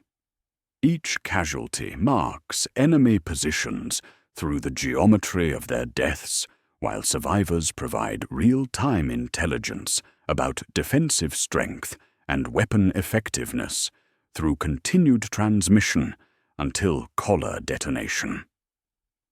At Mailer Bulge, the fiction of random deployment dissolves under pressure of repetition as surviving convicts recognize mathematical precision in their consumption. Advance routes form regular intervals across battlefield sectors, each path separated by distances that create comprehensive mapping grids rather than concentrated assault formations. The pattern follows the same 52-second intervals that tunnel rats heard in structural harmonics and engineers discovered in blast timing, suggesting coordination between penal deployment and systematic intelligence gathering that transcends normal operational requirements. The discovery emerges through surviving multiple assault waves that should have achieved complete consumption according to statistical projections. Convict Haddock notices that deployment orders specify grid coordinates rather than tactical objectives, their routes designed to probe specific defensive layers through systematic exposure to hostile fire. They are not clearing obstacles, but conducting detailed reconnaissance through expendable human resources. Their deaths providing cartographic data for forces that follow behind administrative schedules rather than tactical necessity. Follow-up forces receive tactical maps created through penal formation casualties, their advance routes optimized through intelligence gathered by condemned personnel whose systematic consumption serves dual purposes of criminal, justice, and reconnaissance operations. The grid pattern extends beyond immediate tactical requirements to include infrastructure mapping that serves long-term operational planning, penal formations probing industrial facilities, and communications networks to create comprehensive intelligence about Malabulge's strategic resources rather than immediate defensive threats. The systematic deployment serves purposes that transcend current compliance operations by gathering intelligence for administrative requirements that remain classified beyond field command authority. Commissar Vex's proximity sensors register dangerous pattern recognition as surviving convicts begin transmitting observations through communications networks designed for penal formation intelligence reporting, their survival threatening operational security that depends on maintaining the fiction of random deployment patterns, serving redemptive rather than reconnaissance purposes. Collar activation sequences engage as dangerous knowledge spreads through penal formation survivors, whose extended existence contradicts predetermined consumption schedules. The explosive devices detonate according to timing, coordinated with intelligence requirements rather than tactical necessity, eliminating security risks whose survival might compromise operations that serve purposes beyond criminal justice administration. Those who recognize the systematic nature of their consumption face immediate termination to preserve operational security, while ensuring continued cooperation from convicts who believe their deaths serve redemption rather than cartographic necessity. The question of what penal legions unwittingly map for follow-up forces hangs in the cordite-scented atmosphere, like systematic deception disguised as criminal justice. When condemned personnel serve intelligence-gathering functions that require comprehensive mapping of contested territories through human expenditure, it reveals administrative systems that maximize efficiency by consuming criminal elements while gathering strategic intelligence for operational requirements that transcend immediate compliance objectives. The grid tightens according to mathematical precision that suggests coordination between criminal punishment and systematic reconnaissance, serving purposes that remain classified beyond standard security clearances. In the convergence ahead, all specialized horror roles will meet at Malebolge's primary gate complex, where individual functions combine into institutional terror that transcends the sum of its components. The condemned advance toward positions they will never reach, while mapping territory for forces whose purposes remain hidden behind administrative classifications that treat human consumption as both criminal justice and intelligence gathering simultaneously. The pulse continues its mechanical count as explosive collars detonate on schedule, their timing serving purposes that extend beyond immediate tactical requirements into systematic preparation for operations that have not yet been authorized through channels that Field Command will never access. Dawn breaks over Malebolge's primary gate complex, not with light, but with the coordinated percussion of explosive collars detonating on schedule. Their synchronized timing creating pressure waves that announce the Crimson Ledger Protocol's activation across ash fields where mathematics have finally consumed mercy. The 52-second pulse continues its mechanical prayer through corrupted machinery as every specialized horror role the Astra Militarum deploys converges at coordinates predetermined by calculations that balance human expenditure against operational objectives with precision that transcends tactical planning and approaches administrative artistry. At 05:47 hours, Penal Company Damnatos steps off first because their deaths have already been budgeted. Their advance across pre-mapped kill zones, transforming criminal punishment into tactical reconnaissance, conducted through systematic human expenditure. Convict Hadek runs when the whistle blows and stumbles, when the first man in his line folds. The impact converting map coordinates into human geometry for the brief moment required for telemetry to register shot origin. Each casualty adds points to arrays that cogitators build in real time, sketched over cartographic scaffolding, their comrades laid down in preceding waves. The grid pattern reveals itself through repetition. They are not clearing obstacles, but conducting detailed reconnaissance through expendable human resources, their deaths providing intelligence for forces following behind administrative schedules rather than tactical necessity. Tunnel Squad Tertius surfaces behind the inner curtain wall, through access points mapped by penal formation casualties, their respirators failing on schedule as Trooper Vex's hands shake from chemical exposure accumulated through systematic atmospheric testing, disguised as operational necessity. The sealed chambers they breached contain more than pre-positioned equipment, fiber optic networks connecting to communication arrays that broadcast off-world rather than maintaining local coordination. The infrastructure reveals that Malabolge's rebellion serves purposes beyond planetary independence through coordination with forces possessing detailed knowledge of Imperial operational doctrine and classified security procedures that should not exist outside Mechanicus archives.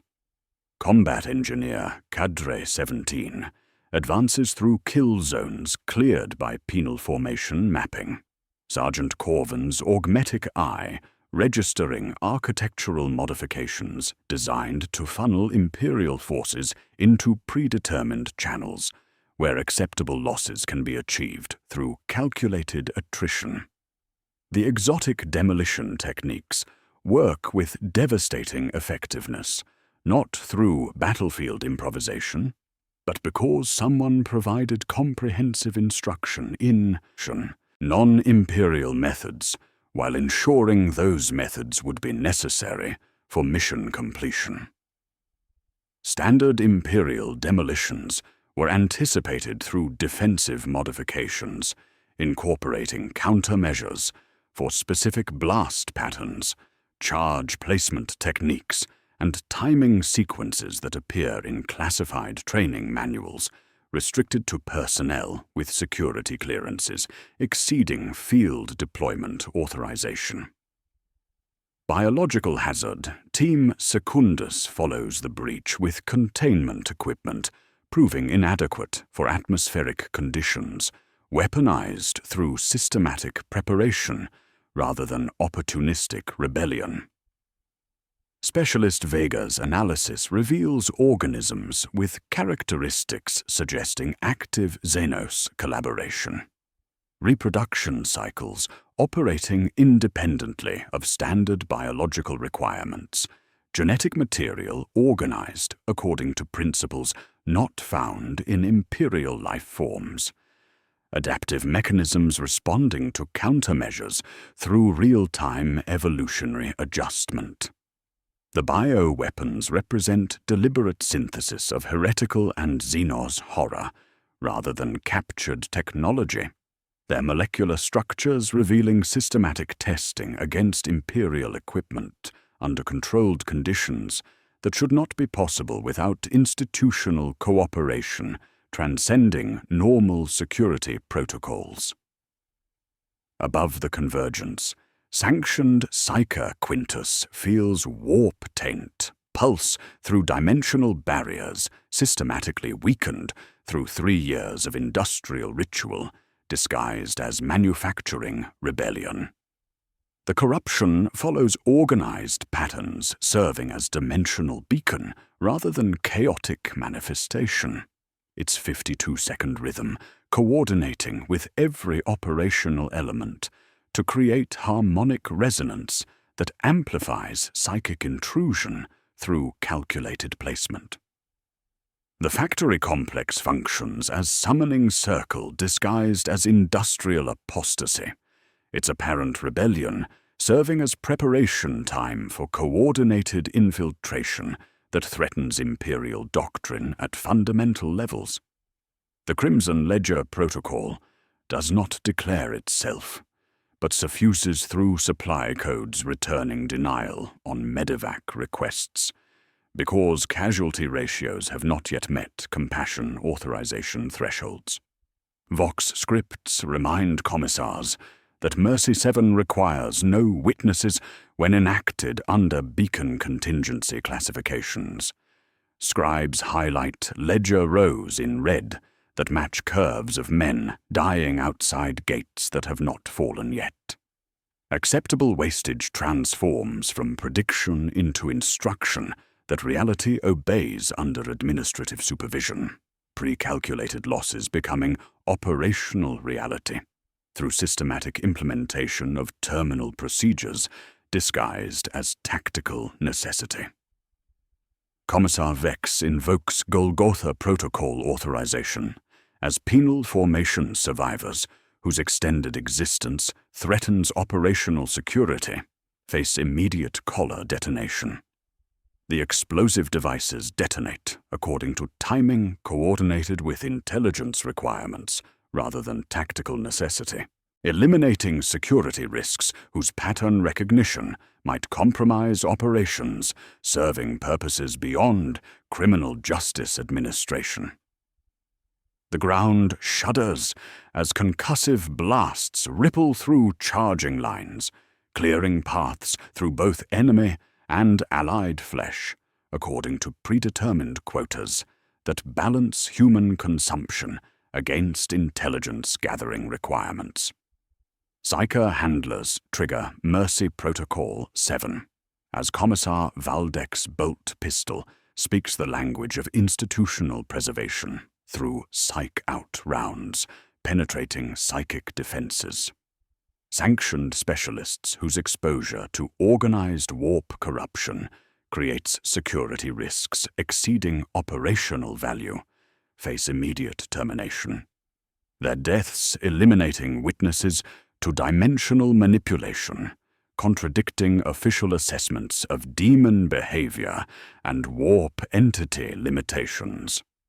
The protocol ensures dangerous knowledge dies with its discoverers, while maintaining administrative fiction that psyker casualties result from occupational hazards rather than systematic elimination of inconvenient intelligence.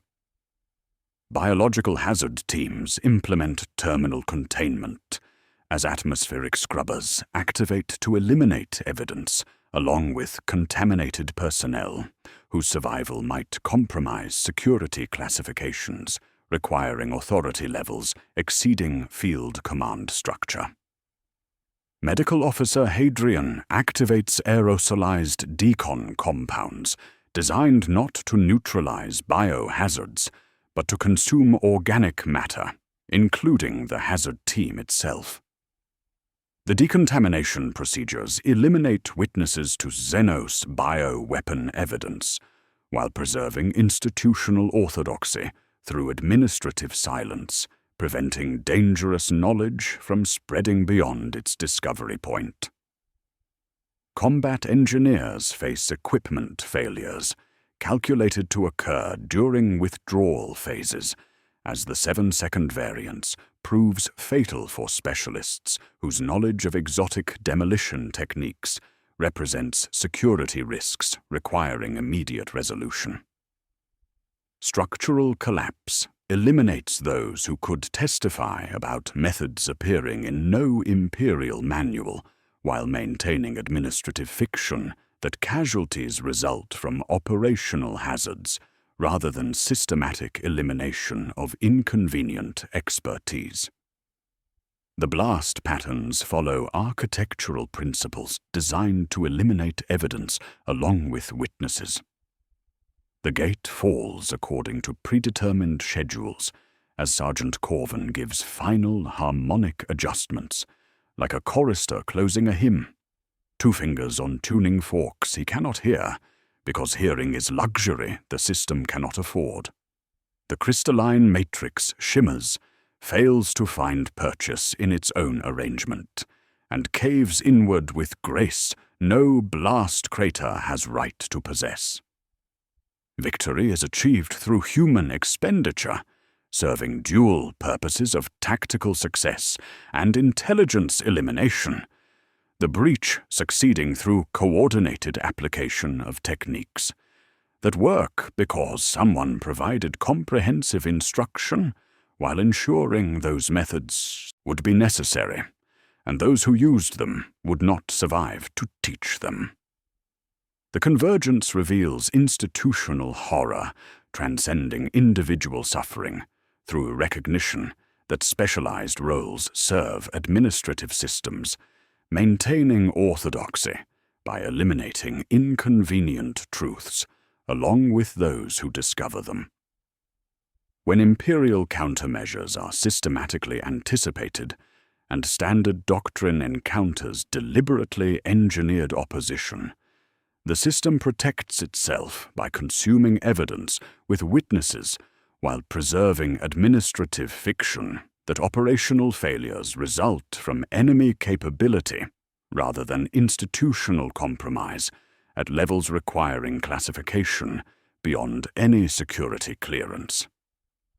The cost exposes the true scope of systematic deception. Thousands of penal legionaries reduced to statistical entries whose deaths mapped territory for purposes they never understood. Tunnel rats whose discovery of off-world communications networks required their burial under tons of collapsed infrastructure. Engineers whose exotic techniques worked too well to allow their survival. Hazard teams dissolved to suppress evidence of Xenos collaboration. Psychers terminated for recognizing organized corruption that contradicted doctrinal limitations. Each death serves administrative necessity, disguised as tactical requirement. Acceptable losses eliminating witnesses to uncomfortable truths, threatening the machinery of institutional memory suppression. The question of who benefits when acceptable losses eliminate witnesses hangs in cordite-scented atmosphere, like industrial contamination requiring specialized cleanup. Someone required breach and arranged for gatekeepers of truth to be buried under it. Someone allowed gate to fall, while ensuring those who learned the method would not live to teach it.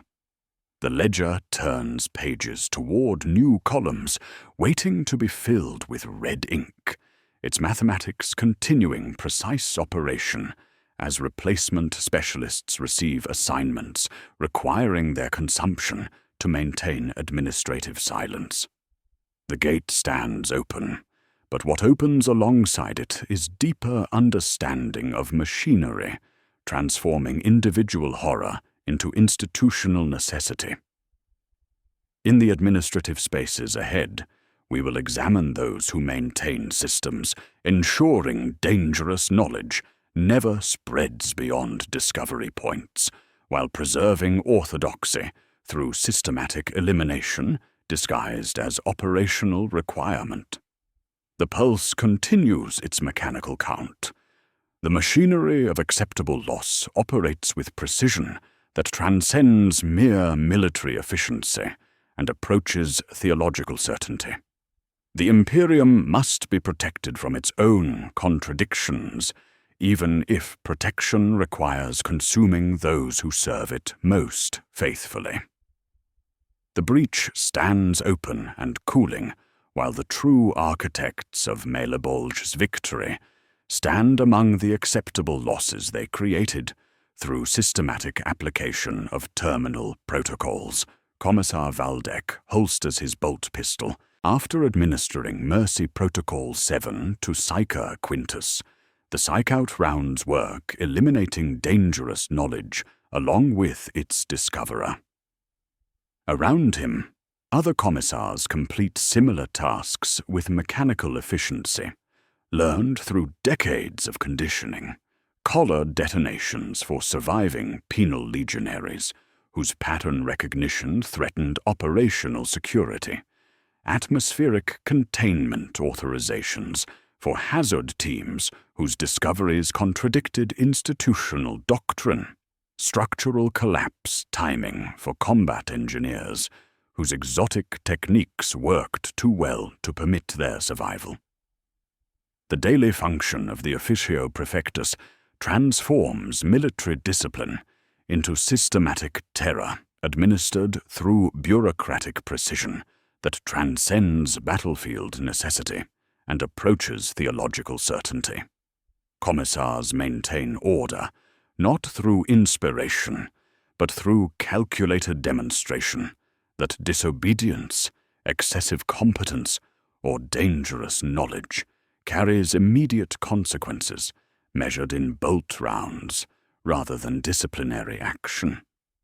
Their presence converts every military formation into a controlled experiment, where survival depends on maintaining optimal utility without developing expertise that threatens institutional memory suppression disguised as operational security. The Schola Progenium training that creates commissars operates through systematic conditioning, designed to eliminate emotional interference with execution duties, while maintaining psychological stability necessary for extended service in roles requiring routine murder of subordinates. Cadets learn to interpose catechism between compassion and decision until the gap becomes permanent, their education emphasizing actuarial analysis over individual empathy, through repeated exposure to scenarios where human resources require management through applied violence. They study political reliability assessment techniques that predict unit failure through statistical modeling, memorize protocol authorization codes that transform mass execution into operational necessity, and practice after-action report editing that ensures inconvenient intelligence never reaches administrative levels where it might influence policy or reveal systematic institutional compromise. Authority structures within the Officio Praefectus create hierarchies where summary execution power increases with rank, while accountability decreases through classification systems that protect decision-makers from scrutiny by field personnel who might develop dangerous understanding of systematic deception disguised as military necessity. Commissar Valdek carries authorization sealed under multiple classifications, each protocol providing legal cover for consuming Imperial personnel through tactical deployment while maintaining administrative fiction that terminal measures serve battlefield requirements rather than institutional memory elimination. The power to invoke Golgotha Protocol for penal formation, consumption, Mercy Protocol 7 for psyker termination, and terminal containment authorization for specialist elimination transforms individual commissars into instruments of systematic witness elimination, operating under authority that transcends normal command structure. The survival tax accumulates through systematic isolation from personnel they police, preventing emotional attachment that might interfere with execution duties, while creating psychological stress that compounds through extended service requiring routine murder of loyal subordinates, whose competence becomes liability. Commissars cannot develop friendships with specialists they may need to terminate, cannot trust subordinates whose survival depends on their ignorance of systematic deception, and cannot seek counsel from peers who might interpret vulnerability as unreliability requiring correction through applied violence. Constant vigilance against mutiny creates paranoid hyper-awareness, where every conversation becomes potential evidence of sedition, while the commissar remains unaware that his own protocols serve purposes beyond his understanding or authorization. The spiritual cost emerges through justification systems that transform murder into mercy, elimination into protection, and systematic execution into institutional necessity, serving the greater good through preservation of imperial orthodoxy against inconvenient truths that might threaten administrative stability. Commissar Valdek recites litanies explaining how terminating psychers prevents demonic possession, while knowing that psycher Quintus died for recognizing organized warp corruption rather than showing signs of possession. He authorizes penal collar detonations to maintain discipline while understanding that survivors died for mapping systematic deployment patterns rather than displaying insubordination. Each execution requires spiritual justification that the commissar provides through doctrinal conditioning that prevents recognition of systematic deception until pattern analysis becomes unavoidable. At Malabulge, the reframing twist reveals itself through systematic analysis of protocol timing and target selection that exposes institutional horror transcending individual suffering. The most terrifying roles within the Astra Militarum are not those that face death, but those that administer it systemically, their authority serving institutional preservation rather than military effectiveness through elimination of personnel whose survival might compromise operations, serving purposes classified beyond field command understanding. Commissars represent machinery that maintains imperial orthodoxy by eliminating inconvenient truths, along with those who discover them. Their protocols designed to prevent institutional learning that might threaten administrative systems requiring systematic ignorance to maintain operational efficiency. The discovery emerges through recognition that protocol implementation at Malebolge followed predetermined timing rather than battlefield assessment, each terminal authorization arriving with suspicious efficiency that suggests administrative preparation rather than reactive necessity. Commissar Valdec's sealed orders contained pre-written justifications for eliminating tunnel rats who would discover off-world communication networks, engineers who would require exotic demolition techniques, hazard teams who would detect Xenos bioweapon collaboration, and psychers who would recognize organized warp corruption serving as dimensional beacon rather than chaotic manifestation. The protocols were anticipated because someone wanted witnesses eliminated according to schedules serving institutional memory suppression rather than tactical advantage. The pattern recognition becomes unavoidable as surviving commissars compare after-action reports that reveal systematic coordination between terminal protocols and intelligence requirements transcending normal operational planning.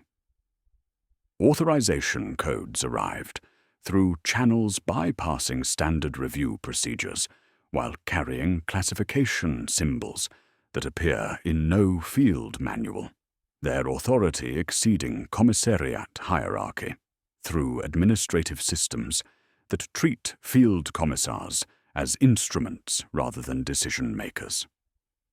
Someone possesses detailed knowledge of field operations, protocol timing, and personnel deployment schedules, while maintaining classification levels that permit manipulation of commissariat authority for purposes remaining hidden behind administrative silence. The psychological impact creates existential crisis as commissars trained to serve as ultimate authority discover they function as middle management in systematic deception, serving purposes beyond their understanding or authorization. When watchmen realize they are being watched by authorities whose existence contradicts everything the Officio Prefectus claims to protect, the system faces contradiction between operational security and psychological stability necessary for continued service, requiring routine murder disguised as military necessity. Commissar Valdec faces terrible understanding that his authority serves institutional memory suppression rather than battlefield effectiveness, his protocols manipulated by forces whose purposes remain classified beyond his access, while requiring his continued cooperation through ignorance maintained at bolt pistol point. The question of who has authority to manipulate commissariat protocols hangs in cordite-scented atmosphere, like administrative contamination, requiring specialized cleanup by authorities whose existence threatens the commissariat's foundational assumption of ultimate imperial loyalty. When systematic elimination serves institutional preservation rather than military effectiveness, it reveals administrative hierarchy serving purposes that transcend battlefield victory, while requiring elimination of those who might recognize systematic deception disguised as operational necessity. The machinery of acceptable loss operates through coordination exceeding individual commissariat authority, while serving institutional memory suppression that protects administrative orthodoxy from its own contradictions through systematic elimination of inconvenient witnesses. In the sterile offices ahead, we will examine those who maintain bureaucratic systems that transform human suffering into administrative efficiency, while ensuring dangerous intelligence disappears into classification systems designed to protect institutional orthodoxy from recognition of systematic institutional compromise, serving purposes that remain hidden behind administrative silence, requiring elimination of those who might connect patterns across multiple operations, serving systematic deception disguised as imperial necessity. The cordite settles while the first clear victors report in. Numbers. They arrive faster than survivors, bloodless and obedient, transmitted through encrypted channels to sterile administrative complexes, where Commissar Voldek's terminal protocols become statistical abstractions processed by personnel who will never smell the ash or hear the screams that created them. In climate-controlled scriptoriums, insulated from operational reality, the Departamento Munitorum's true architects of acceptable loss begin their daily function, transforming human suffering into administrative efficiency through processes more precise than any battlefield execution. Adept Lex Mechanic Lasek serves at Desk Cluster 14 Red, an island of bureaucratic order in a sea of sanctioned forgetting. Lumen strips hum over rows of data looms, where autoquills scratch against wax-sealed pages, converting mass death into strategic necessity through mathematical precision that approaches theological certainty.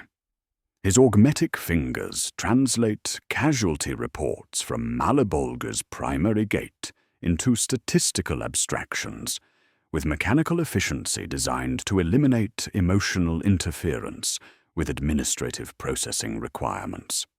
The numbers arrive warm with blood and are processed into cold equations that justify their own creation through systematic conditioning that treats human loss as resource management data rather than moral catastrophe.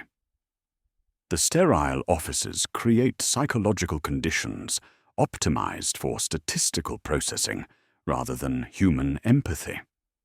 Climate control maintains atmospheric conditions that prevent emotional contamination from interfering with casualty processing duties, while fluorescent illumination eliminates shadows where conscience might hide.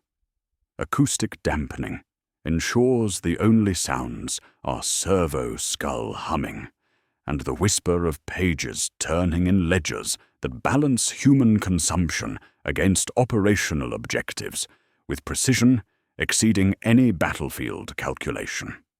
The environment systematically desensitizes personnel to individual tragedy through architectural design that transforms mass execution into administrative routine. His daily function operates through conversion of battlefield horror into bureaucratic necessity. Each report processed through classification systems that determine which deaths receive documentation, which disappear into administrative silence, and which require editing to eliminate inconvenient intelligence threatening institutional orthodoxy. Tunnel Squad Tertius's discoveries render on his slate as geometric abstractions, sealed chambers with mechanicus stencils predating rebellion, fiber optic networks connecting to off-world arrays, annotations in red ink that understands ledger euphemism too well. The raw intelligence speaks of systematic preparation, transcending spontaneous apostasy, but classification protocols route this material through channels that have no names, replacing operational reality with templated narratives of opportunistic heretic spoliation. Combat Engineer Cadre 17's after-action reports require more sophisticated editing to eliminate evidence of systematic institutional compromise. The raw files document harmonic resonance techniques, crystalline matrices that converted standard charges into structural reinforcement, chemical dissolution compounds following formulae that appear in no Imperial manual. These exotic methods worked through detailed instruction rather than battlefield improvisation, their effectiveness suggesting coordination between demolition specialists and fortress designers that transcends normal security protocols. The corrected versions speak of adaptive masonry and the Emperor's favor, guiding brave improvisation, their language insulating decision-makers from recognition that standard Imperial doctrine was systematically anticipated and countered through institutional knowledge exceeding field authorization. Biological Hazard Team Secundus's logs present molecular chains refusing Imperial categorization, reproduction cycles operating like machine rhythms, decon compounds designed to consume testimony along with tissue. The incoming reports document Xenos influence requiring immediate Order Xenos notification, but classification protocols transform alien collaboration into industrial contagion abetted by heretic ritual. The difference recalibrates accountability and budget allocation, moving blame from security breach to valorous resolve amid contamination, while eliminating evidence that threatens doctrinal assumptions about enemy capability and institutional security. Control mechanisms operate through information compartmentalization that prevents individual scribes from accessing complete operational pictures, while ensuring dangerous intelligence disappears into administrative black holes, rather than reaching authorities who might question systematic institutional compromise. Each scribe processes fragments of larger operations through specialized data streams designed to prevent pattern recognition across multiple compliance actions, their access restricted to statistical abstractions that eliminate context necessary for understanding systematic deception disguised as military necessity. Knowledge moves on rails LASEC can see only when his hand slips, and the administrative carriage jerks, revealing classification systems that treat field scribes as instruments rather than decision-makers. Classification protocols ensure inconvenient intelligence undergoes systematic editing before reaching administrative levels, where it might influence policy or reveal institutional failure, transcending normal operational security requirements. Reports documenting organized warp corruption, serving as dimensional beacon rather than chaotic manifestation, receive classification symbols that eliminate their existence from accessible databases, while preserving statistical abstractions, justifying casualty quotas without explaining their necessity. The editing proceeds under catechisms of harmonized record-keeping, doctrinal phrases that transform enemy sophistication into Imperial stupidity on paper, so doctrine never requires change. The survival tax accumulates through gradual erosion of empathy, as repeated exposure to mass casualty processing creates psychological conditioning, treating human death as administrative routine rather than moral catastrophe. LASEC processes thousands of individual tragedies daily through statistical abstractions, preventing emotional engagement with specific losses, while creating cumulative psychological burden through recognition of systematic patterns, suggesting institutional deceptions serving purposes beyond his understanding or authorization. A colleague once inquired why compassion authorization thresholds lagged medevac requests during beacon contingencies, receiving promotion to a post without a desk, while his name migrated from living personnel to the ledgers he used to tend. The knowledge that questioning these patterns means joining casualty lists creates complicity through silence, each processed report adding psychological weight requiring either acceptance of systematic evil or elimination through administrative necessity. The spiritual cost emerges through recognition that administrative efficiency serves institutional preservation rather than imperial victory, each processed casualty contributing to machinery, maintaining orthodoxy by eliminating inconvenient truths along with those who discover them. LASEC maintains ledgers documenting acceptable losses, while understanding that acceptability serves administrative requirements rather than tactical necessity. His work preserving systems, creating conditions requiring systematic human consumption through elimination of personnel whose survival might threaten institutional memory suppression disguised as operational security. The mathematics transform moral responsibility into statistical abstraction while creating psychological burden requiring either spiritual justification or mental breakdown.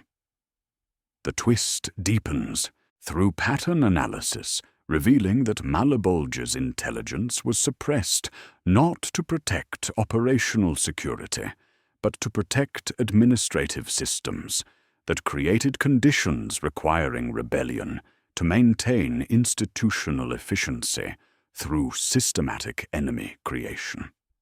He discovers requisitions predating the assault by 9 days, ordering funerary wraps and transport capacity in quantities matching the gate's eventual price within 2% variance.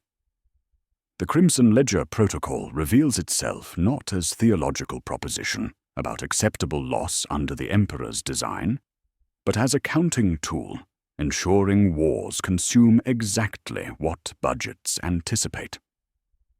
Replacement quotas and acceptable losses share ledgers with tithe schedules and audits of faithfulness, making sustained conflict preferable to peace that would force the system to learn. Classification protocols eliminated reports documenting pre-positioned equipment, off-world communications networks, Xenos collaboration, and organized warp corruption, not because this intelligence threatened current operations, but because it revealed systematic institutional compromise, serving purposes transcending battlefield effectiveness, while requiring systematic ignorance to maintain administrative orthodoxy. The rebellion was allowed to develop because the system requires enemies to justify its existence while ensuring those enemies never become sophisticated enough to threaten administrative hierarchy, serving institutional preservation rather than imperial victory. Processing the final casualty tallies, LASEC notices a minor anomaly: geometric recurrence in penal formation, collar detonation locations, patterns too precise for battlefield chaos, yet consistent with systematic deployment beyond mere human wave attacks. Cross-referencing with supply requisitions for specialized survey equipment reveals confirmation that penal legions were not clearing obstacles, but mapping territory, providing cartographic data for forces whose purposes remain unstated. He flags the anomaly for further review, routing it to sub-departments specializing in long-range logistical planning, where the data will be stripped of human context and absorbed into larger datasets tracking resource allocation across thousands of worlds. The question of what the Imperium fears more hangs in recycled atmosphere, like administrative contamination requiring specialized cleanup. When systematic deception serves administrative efficiency rather than battlefield effectiveness, it reveals institutional hierarchy fearing internal contradictions more than external enemies, because contradictions threaten administrative orthodoxy requiring systematic ignorance to maintain operational efficiency. External enemies can be killed without changing doctrine, but internal contradictions require either change or killing those who remember them. A seal registers on his console, bearing neither munitorum nor mechanicus crests, its authority absolute because it cannot be questioned without admitting something higher than the ledger holds the ledger's pen. The orders arrive pre-written. Redact all references to off-world arrays. Replace harmonic terminology with providential language. Collapse hazard team identifiers into numeric aggregates. Cross-verify commissar justifications with preloaded catechism. Archive all raw feeds under sacramental incineration schedule. He complies with mechanical efficiency, learned through systematic conditioning, until the battle bears no facts that could argue with its own righteousness. The conspiracy of administrative silence extends to every desk, data slate, and ledger through institutional logic designed to preserve itself above all else, even at the cost of integrity and the lives of loyal servants. By shift's end, one anomaly remains. The casualty roll includes new rubric reading, witness mitigation complete. Lusek stares at the phrase until the lumen above his desk flickers, followed by a knock belonging to no servant of the munitorum.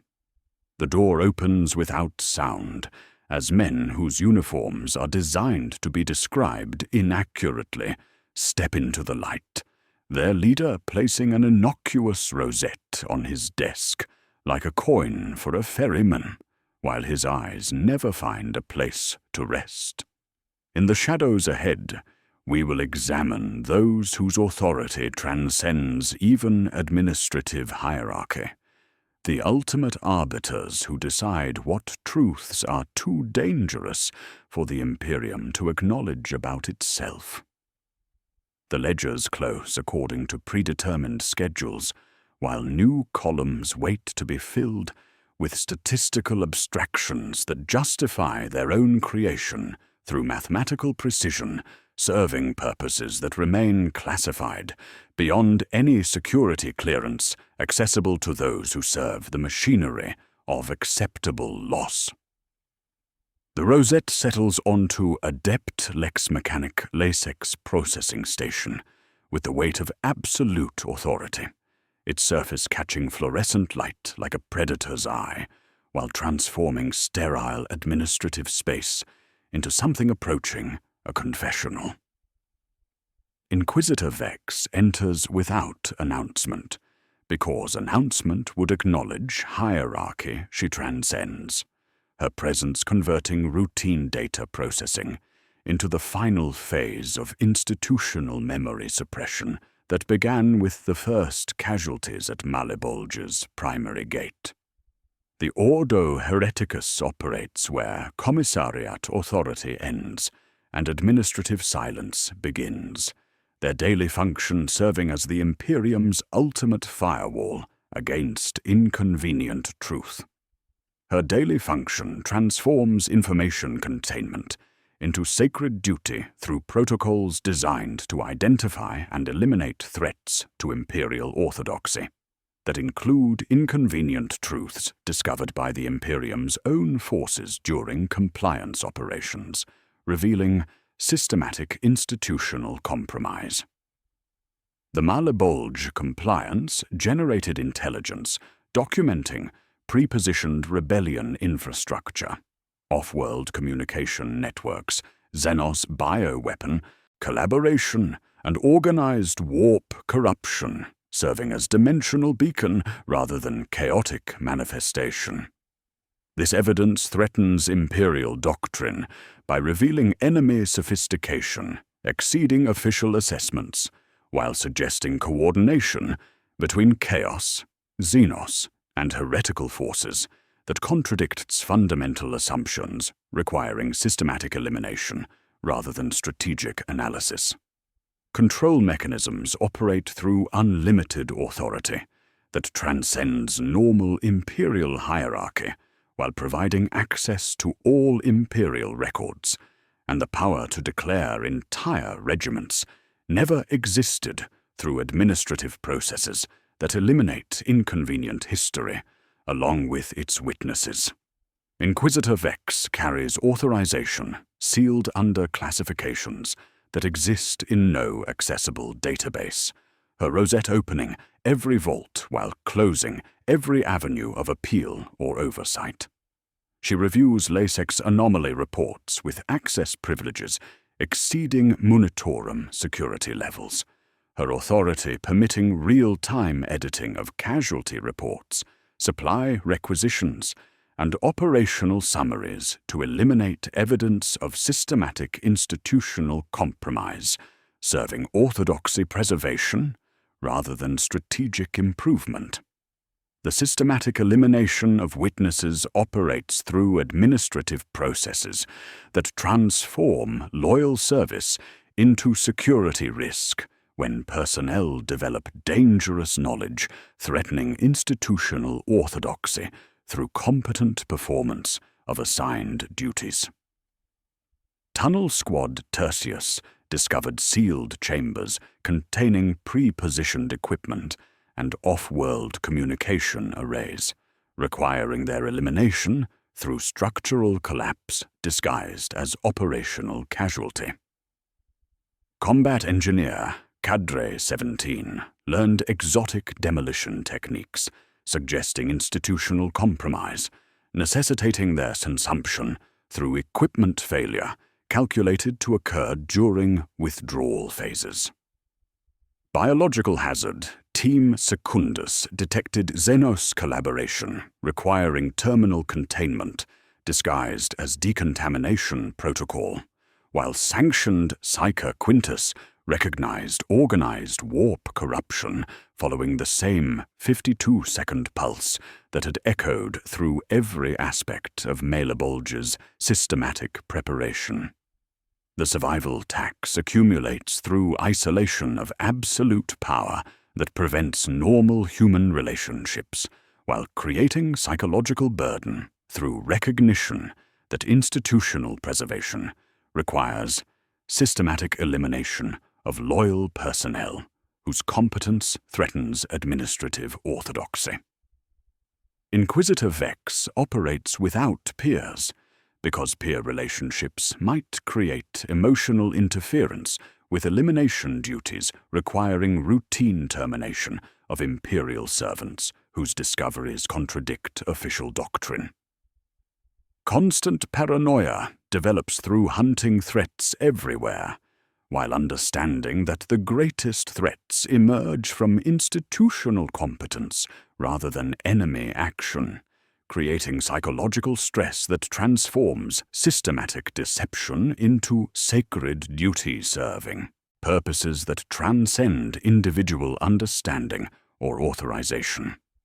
The psychological toll emerges through destroying truth to preserve orthodoxy, each eliminated witness and edited record contributing to machinery maintaining imperial doctrine by preventing institutional learning that might threaten administrative systems requiring systematic ignorance to maintain operational efficiency. She processes evidence of enemy sophistication while preparing authorization for its elimination through administrative silence, her work preserving institutional mythology that prevents recognition of systematic policies, creating conditions requiring repeated compliance actions, serving administrative necessity rather than strategic victory. The burden accumulates not through nightmares, but through the gradual erosion of any reference point beyond institutional preservation, until only the rosette remains floating around a diminishing person.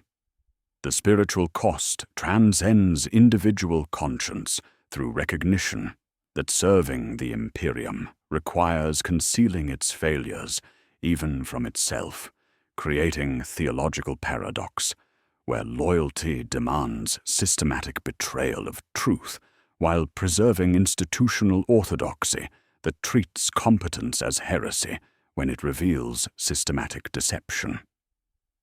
Inquisitor Vex eliminates evidence of pre-positioned rebellion infrastructure, not to protect operational security, but to preserve administrative fiction that spontaneous apostasy requires systematic response, rather than acknowledging that institutional policies create conditions requiring enemy creation to maintain bureaucratic efficiency through sustained conflict rather than sustainable peace. The twist completes through understanding that the most terrifying roles within imperial hierarchy are those maintaining the system's ability to repeat its failures infinitely by ensuring no one learns from them through systematic elimination of institutional memory disguised as operational security. The Inquisition represents machinery preventing imperial evolution through administrative orthodoxy that treats learning as heresy when it threatens bureaucratic systems requiring systematic enemy creation to justify continued existence. Their authority transcends battlefield command, because battlefield victory threatens administrative necessity requiring sustained conflict to maintain institutional hierarchy, serving orthodoxy preservation rather than strategic effectiveness. She accesses LASEX-flagged anomaly regarding geometric recurrence in penal formation collar detonations, the patterns revealing systematic deployment beyond mere human wave attacks, while providing cartographic data for forces whose purposes remain classified beyond field authorization. The data documents that Penal Company Damnatos was not clearing obstacles, but conducting detailed reconnaissance through expendable human resources, their deaths serving intelligence gathering for administrative requirements, transcending immediate compliance objectives. This intelligence threatens institutional orthodoxy by revealing systematic coordination between criminal punishment and reconnaissance operations, serving purposes beyond normal military necessity. The reclassification proceeds with clinical efficiency as Inquisitor Vex implements information containment protocols that transform Malabolge's systematic institutional compromise into routine heretic apostasy, suppression through administrative editing, serving orthodoxy preservation rather than historical accuracy. Off-world communication arrays become smuggling rings, while Xeno's bioweapon collaboration transforms into industrial contamination through heretical ritual. The organized warp corruption, following precise 52-second intervals, becomes random manifestation, while exotic demolition techniques receive attribution to providential improvisation rather than systematic instruction exceeding imperial doctrine. Each edit closes apertures through which dangerous learning might contaminate institutional orthodoxy, requiring systematic ignorance to maintain administrative efficiency. The Crimson Ledger Protocol reveals its true purpose through recognition that pre-calculated acceptable losses serve administrative necessity rather than tactical requirement. The mathematics ensuring sustained conflict consumes exactly what bureaucratic budgets anticipate, while preventing strategic learning that might threaten institutional systems requiring systematic enemy creation to maintain operational efficiency. Victory becomes administrative abstraction, serving institutional preservation by eliminating witnesses to systematic failure, while ensuring conditions requiring repeated compliance actions through enemy creation, disguised as spontaneous apostasy, serving bureaucratic necessity rather than imperial triumph. The question of what victory actually means hangs in recycled atmosphere, like theological contamination requiring specialized elimination through authority transcending normal imperial hierarchy.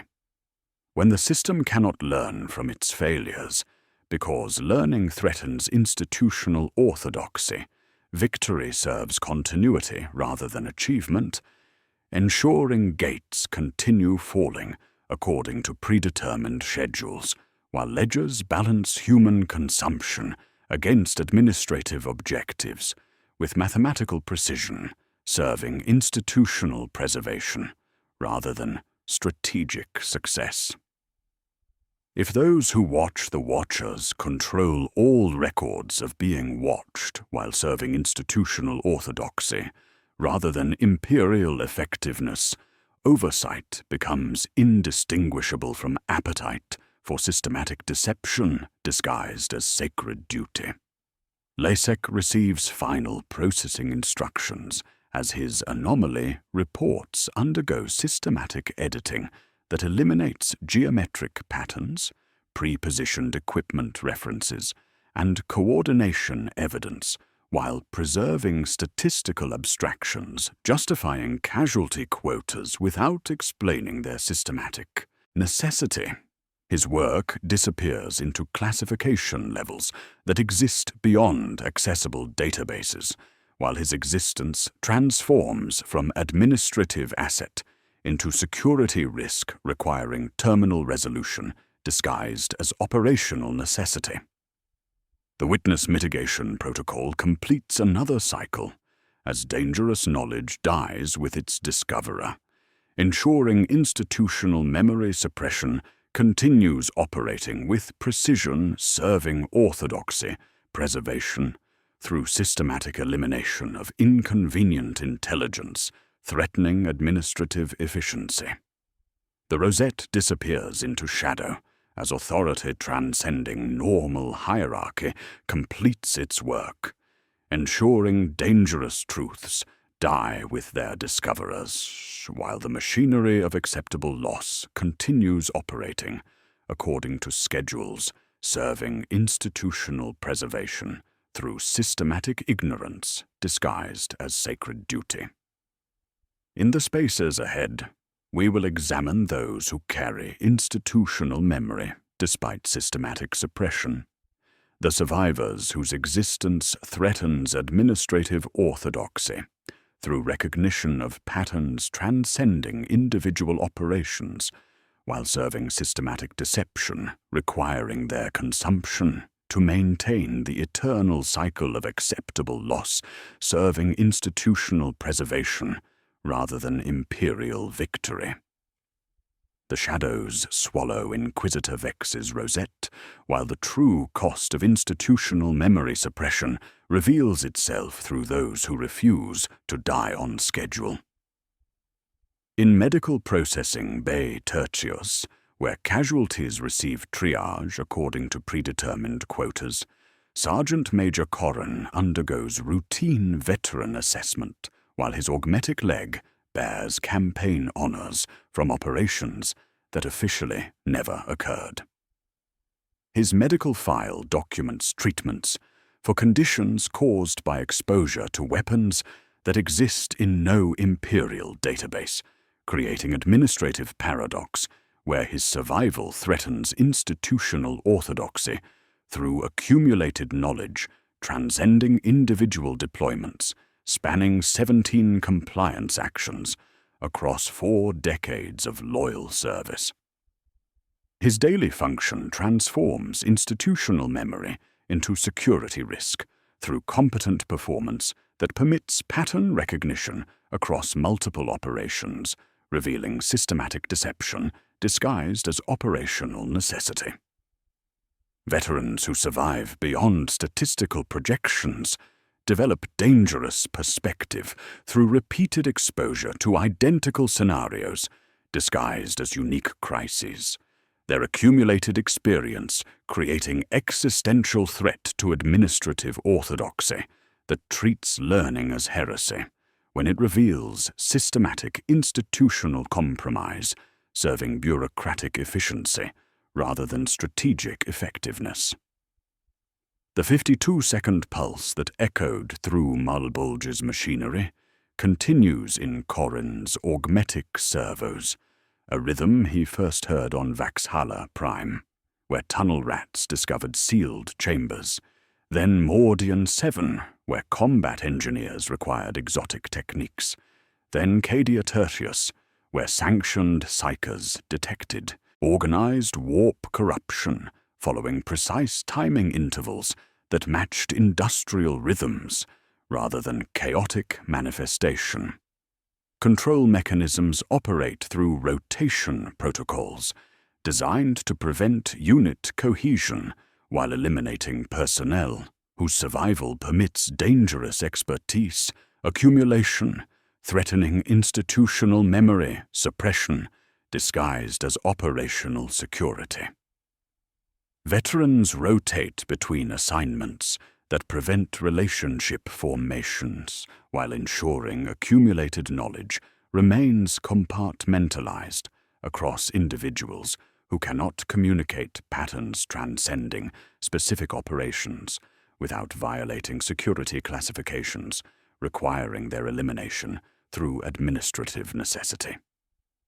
Corrin serves with different units on each deployment, his expertise valuable enough to justify extended service, while his accumulated knowledge makes him too dangerous to permit normal social connections that might facilitate pattern sharing, threatening administrative orthodoxy through recognition of systematic repetition disguised as spontaneous crisis. The pharmaceutical intervention arrives disguised as routine medical care, Sister Valdris drawing Tincture 9 Lambda into blessed syringes while explaining its necessity for treating combat stress and atmospheric contamination. The compounds target episodic memory formation while preserving procedural knowledge, ensuring veterans retain combat effectiveness without developing dangerous understanding of systematic patterns transcending individual operations. The chemistry creates temporal discontinuity that fragments accumulated experience into isolated incidents, preventing recognition of systematic deception serving institutional preservation rather than imperial victory. Corrin feels the needle's bite and clamps his fist, using pressure techniques learned across 17 worlds to redirect the compound back toward the injection site while maintaining facial compliance that satisfies medical documentation requirements. Memory suppressions treatments operate with clinical precision, designed to eliminate specific recollections while preserving operational capability necessary for continued service requiring systematic ignorance rather than institutional learning. The pharmaceutical compounds smooth traumatic experiences while simultaneously dulling pattern recognition capacity, ensuring individuals remember isolated events without connecting them into coherent narratives, revealing systematic failure disguised as tactical necessity. Those whose natural resilience resists chemical intervention face escalated measures, retirement programs that eliminate veterans whose accumulated knowledge threatens institutional orthodoxy through administrative processes, transforming loyal service into security risk requiring terminal resolution, disguised as compassionate care.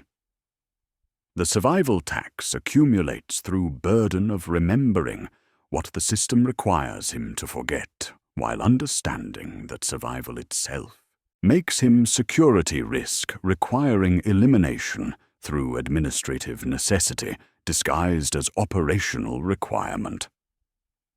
Corran recognizes patterns connecting Malebolg to previous operations despite pharmaceutical intervention. Identical prepositioned equipment configurations, systematic deployment of exotic techniques requiring instruction exceeding Imperial doctrine, coordinated elimination of witnesses through terminal protocols disguised as battlefield casualties, and the same 52-second intervals that synchronized every aspect of systematic preparation across multiple worlds separated by decades and sectors. His accumulated knowledge reveals that every surprise rebellion follows identical templates because the system creating them never changes, requiring sustained conflict to maintain bureaucratic efficiency through systematic enemy creation, serving administrative necessity rather than strategic victory. The isolation intensifies through recognition that discussing accumulated knowledge triggers elimination while remaining silent requires complicity in systematic failure, consuming loyal Imperial servants through institutional necessity, disguised as operational requirement. Veterans develop survival instincts, prioritizing ignorance over competence. Their conditioning, teaching them to forget rather than remember, while preserving just enough capability to maintain operational effectiveness without developing dangerous understanding of systematic deception transcending individual assignments. New conscripts rotate through veteran units with eager faces and doctrinal certainty, speaking of glory while old faces disappear into administrative silence, their names migrating from personnel rosters to casualty ledgers without explanation or ceremony. The spiritual cost emerges through understanding the system's true nature while remaining complicit in its continuation. Each survived operation, adding knowledge that transforms loyal service into existential horror through recognition that institutional preservation requires systematic elimination of Imperial servants whose competence threatens administrative orthodoxy. Corran serves the Imperium by participating in machinery designed to repeat its failures infinitely through systematic elimination of institutional memory, his survival creating moral paradox, where loyalty demands complicity in systematic betrayal of truth-serving, bureaucratic efficiency, rather than Imperial effectiveness.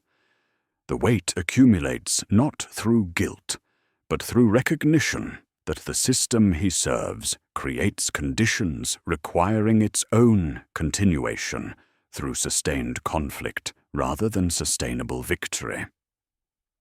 At Malebolg, pattern recognition transcends pharmaceutical suppression through repetition, creating neural pathways resistant to chemical intervention, accumulated experience, overwhelming memory suppression and protocols through sheer volume of identical scenarios witnessed across multiple deployments. Corran observes the same elements he documented on 17 previous worlds: tunnel networks containing pre-positioned equipment with Mechanicus stencils predating rebellion, fortress construction requiring exotic demolition techniques that appear in no Imperial manual, bioweapons showing Xenos collaboration through molecular structures exceeding human scientific understanding, warp corruption following organized patterns serving as dimensional beacon rather than chaotic manifestation, and systematic elimination of witnesses through terminal protocols disguised as battlefield casualties serving predetermined quotas, calculated before first shots were fired. Other survivors carry fragments of dangerous knowledge despite systematic suppression efforts. Trooper Vex from Tunnel Squad Tertius, whose respirator failure exposed him to atmospheric conditions, revealing pre-positioned off-world communication arrays.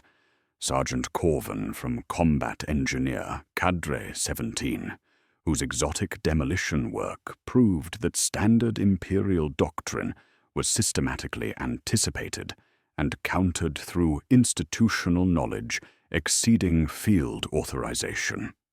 Convict Hadek from Penal Company, Damnatos, whose survival of systematic deployment patterns revealed reconnaissance grids serving purposes beyond criminal punishment.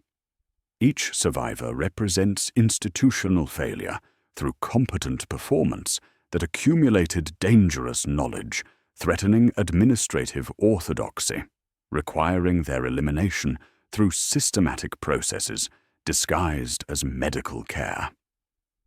The retirement programs operate under bureaucratic euphemisms, masking systematic elimination behind therapeutic language, ensuring dangerous witnesses disappear into administrative silence while preserving institutional mythology, treating veteran care as sacred duty rather than witness elimination serving orthodoxy preservation.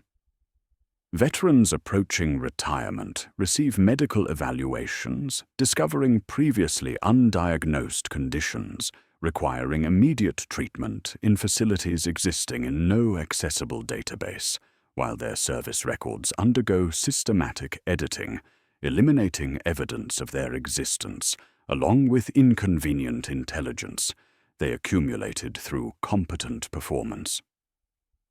The Quietus farms grow algae and forgetfulness on worlds whose names don't matter because no one visits, their atmospheric processes ensuring that dangerous memories dissolve like industrial solvent, while former veterans tend crops they will never harvest. The question of what happens to systems that systematically eliminate their own institutional memory hangs in recycled atmosphere, like administrative contamination, requiring specialized treatment through authority transcending normal hierarchy. When ignorance becomes survival trait, because knowledge constitutes treason against institutional orthodoxy, the system creates conditions requiring systematic repetition of failures through elimination of learning that might threaten administrative efficiency serving bureaucratic preservation rather than imperial victory. The machinery of acceptable loss operates through cycles consuming institutional memory along with institutional servants, ensuring dangerous patterns remain unrecognized while the system continues creating conditions requiring its own continuation through sustained conflict, serving administrative necessity rather than strategic effectiveness. Corran's medical assessment concludes with pharmaceutical intervention disguised as pain medication, while his service record undergoes systematic editing, eliminating evidence of his existence along with inconvenient intelligence he accumulated through competent performance across operations serving institutional preservation rather than imperial victory. The compounds work more slowly this time, his neural pathways scarred by repetition into patterns resistant to chemical dissolution, but the mathematics remain inevitable. Survival beyond statistical projections requires correction through administrative processes that treat institutional memory as contamination requiring specialized cleanup. The pulse continues its mechanical count through his augmetic servos as consciousness fragments into approved sequences, dangerous connections dissolving, while operational capability remains intact for future deployment requiring systematic ignorance rather than accumulated wisdom. In the final convergence ahead, we will examine how all specialized horror roles combine into machinery designed to repeat its failures infinitely, while consuming evidence of systematic deception, serving administrative orthodoxy through elimination of institutional memory, disguised as operational necessity. The system protects itself by forgetting, and those who remember become the enemy within, marked for elimination through processes more precise than any battlefield execution. The pharmaceutical compounds settle into Sergeant Major Corrin's bloodstream like industrial solvent, dissolving the sharp edges of dangerous memories until they lie flat enough for administrative storage. Yet the 52-second pulse that connected 17 worlds survives in the machinery itself, a mechanical heartbeat that outlives drugs and orders and entire regiments. Follow that rhythm outward from his silencing augmetics, and every component of Malebolge's compliance locks into perfect, terrifying alignment.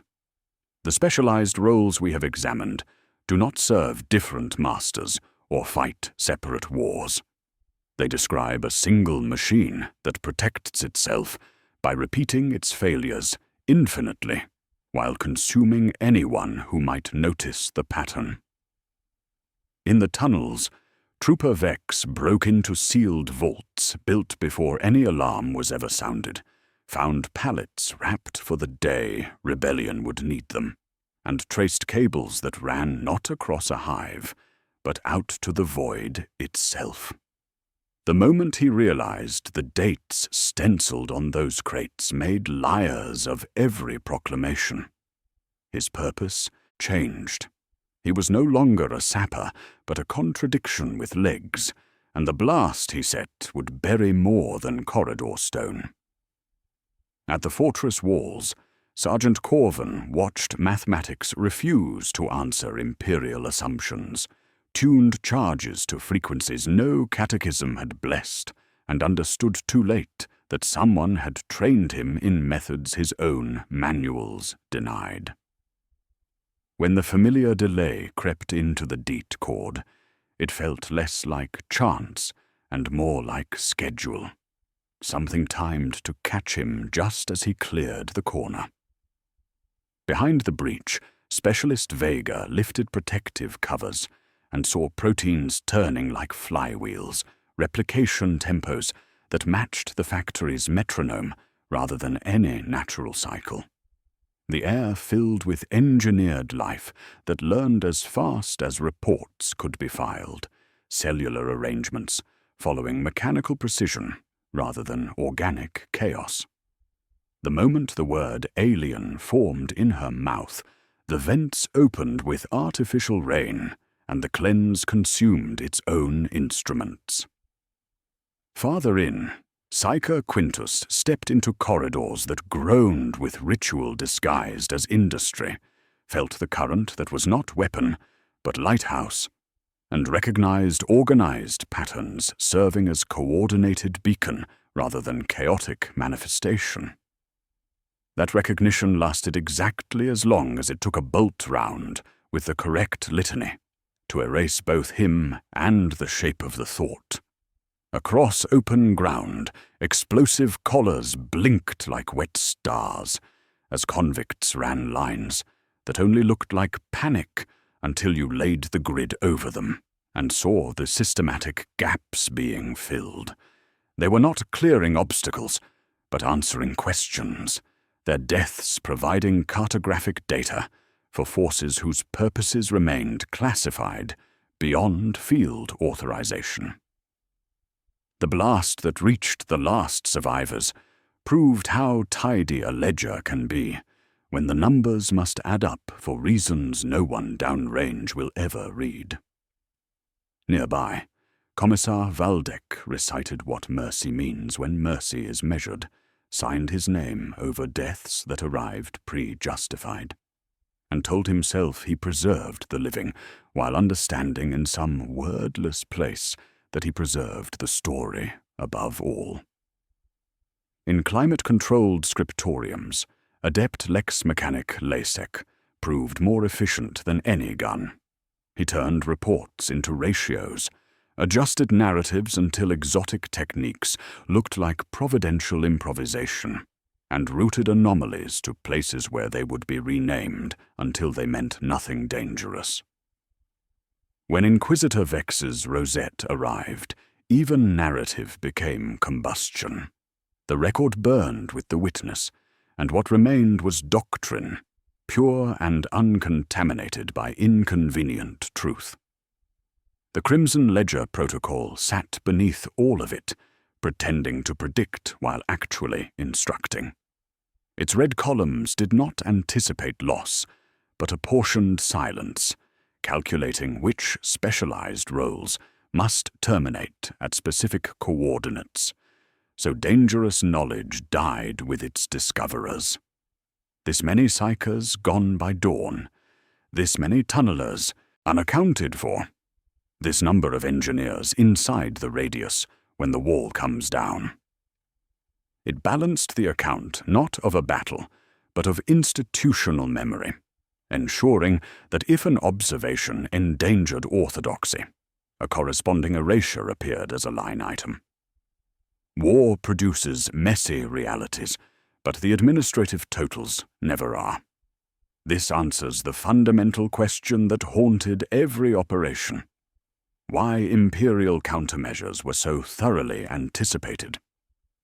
Doctrine is not sacred creed, but administrative commodity, its classified procedures available to those who understand that war economy must prove its necessity through predictable opposition. If standard tactics never encountered sophisticated resistance, budget projections would eventually approach zero, threatening bureaucratic systems that justify existence through sustained conflict rather than sustainable victory.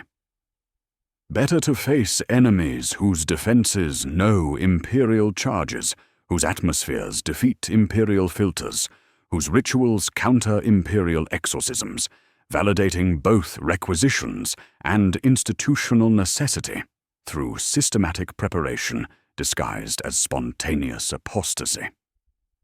The pulse that threaded through Malabolg has a way of recognizing itself across sectors and systems. It beat in tunnel harmonics, in Death Korps delays, in the respiration rates of organisms that were more experiment than life, in the intervals between sanction and execution. It synchronized the presentation of problem with the arrival of instrument, the moment of discovery with the moment of disposal. It was not providence and not accident, but cadence, learned by a system so old it only knows how to keep time by spending lives. The same rhythm echoed on Vaxhalla Prime, Mordian 7, and Cadia Tertius, ensuring every compliance action followed predetermined templates, while maintaining the fiction of spontaneous crisis, requiring systematic Imperial response. That is why peace stands as the ultimate threat to this machinery. A quiet world audits the mathematics, asking whether losses were necessary rather than acceptable, whether exotic techniques emerged from battlefield innovation or institutional compromise, whether atmospheric scrubbers consumed testimony because compounds required it, or because catechism demanded it.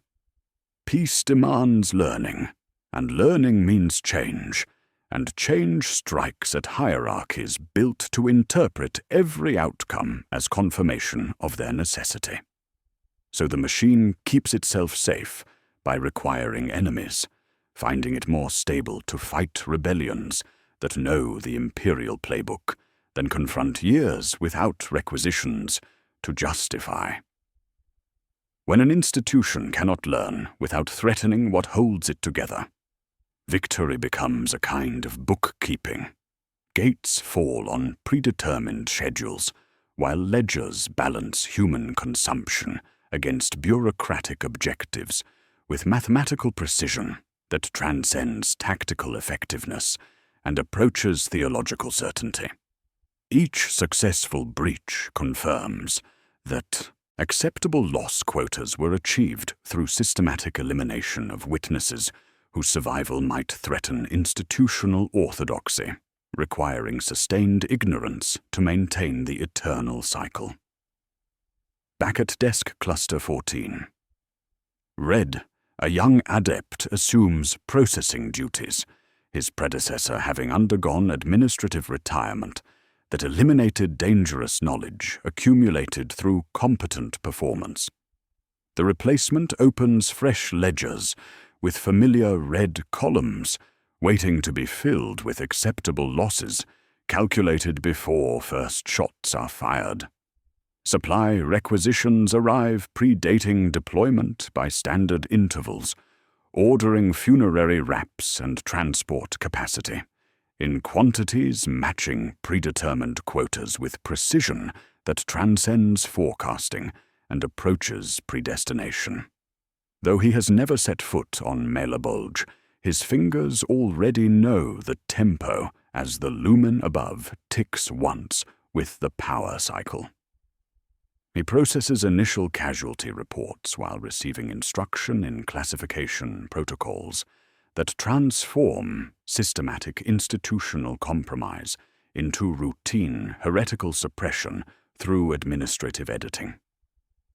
His training emphasizes statistical processing over pattern recognition, ensuring dangerous intelligence remains isolated while the system continues operating through systematic elimination of institutional memory, disguised as operational security. The auto-quill scratches against wax-sealed pages with rhythm-matching distant machinery that ticks every 52 seconds, a sound he does not consciously hear, but his hand keeps time too, as he fills blanks with values that will become men, then memories, then erasures.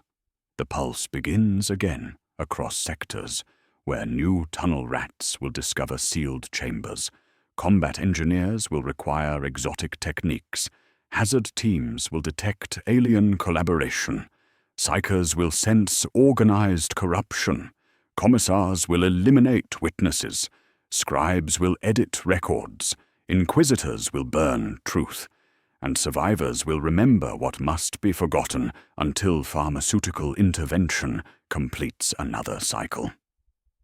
The ledger closes at dusk and opens at dawn, breathing like a thing made of lungs it did not earn.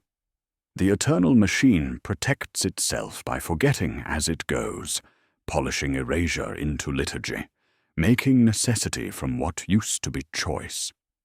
The lesson is not that the Imperium cannot win, but that its victories are designed to feed back into the engine that created the conditions requiring victory in the first place. The tunnel rat, the engineer, the hazard specialist, the psycher, the commissar, the scribe, the inquisitor, the survivor. Their functions were not separate tasks, but a single motion serving the same master. Not an emperor who cannot speak, but the paperwork that speaks for him. The machinery of acceptable loss achieves perpetual motion by consuming evidence of its own operation, ensuring the Imperium remains protected from recognition of systematic failure by those who serve it most faithfully and die most systematically. In the quiet that follows Malabulg, a new hand draws the first line of the next account. The pen scratches, the pulse ticks, the figures fill. The cycle continues forever.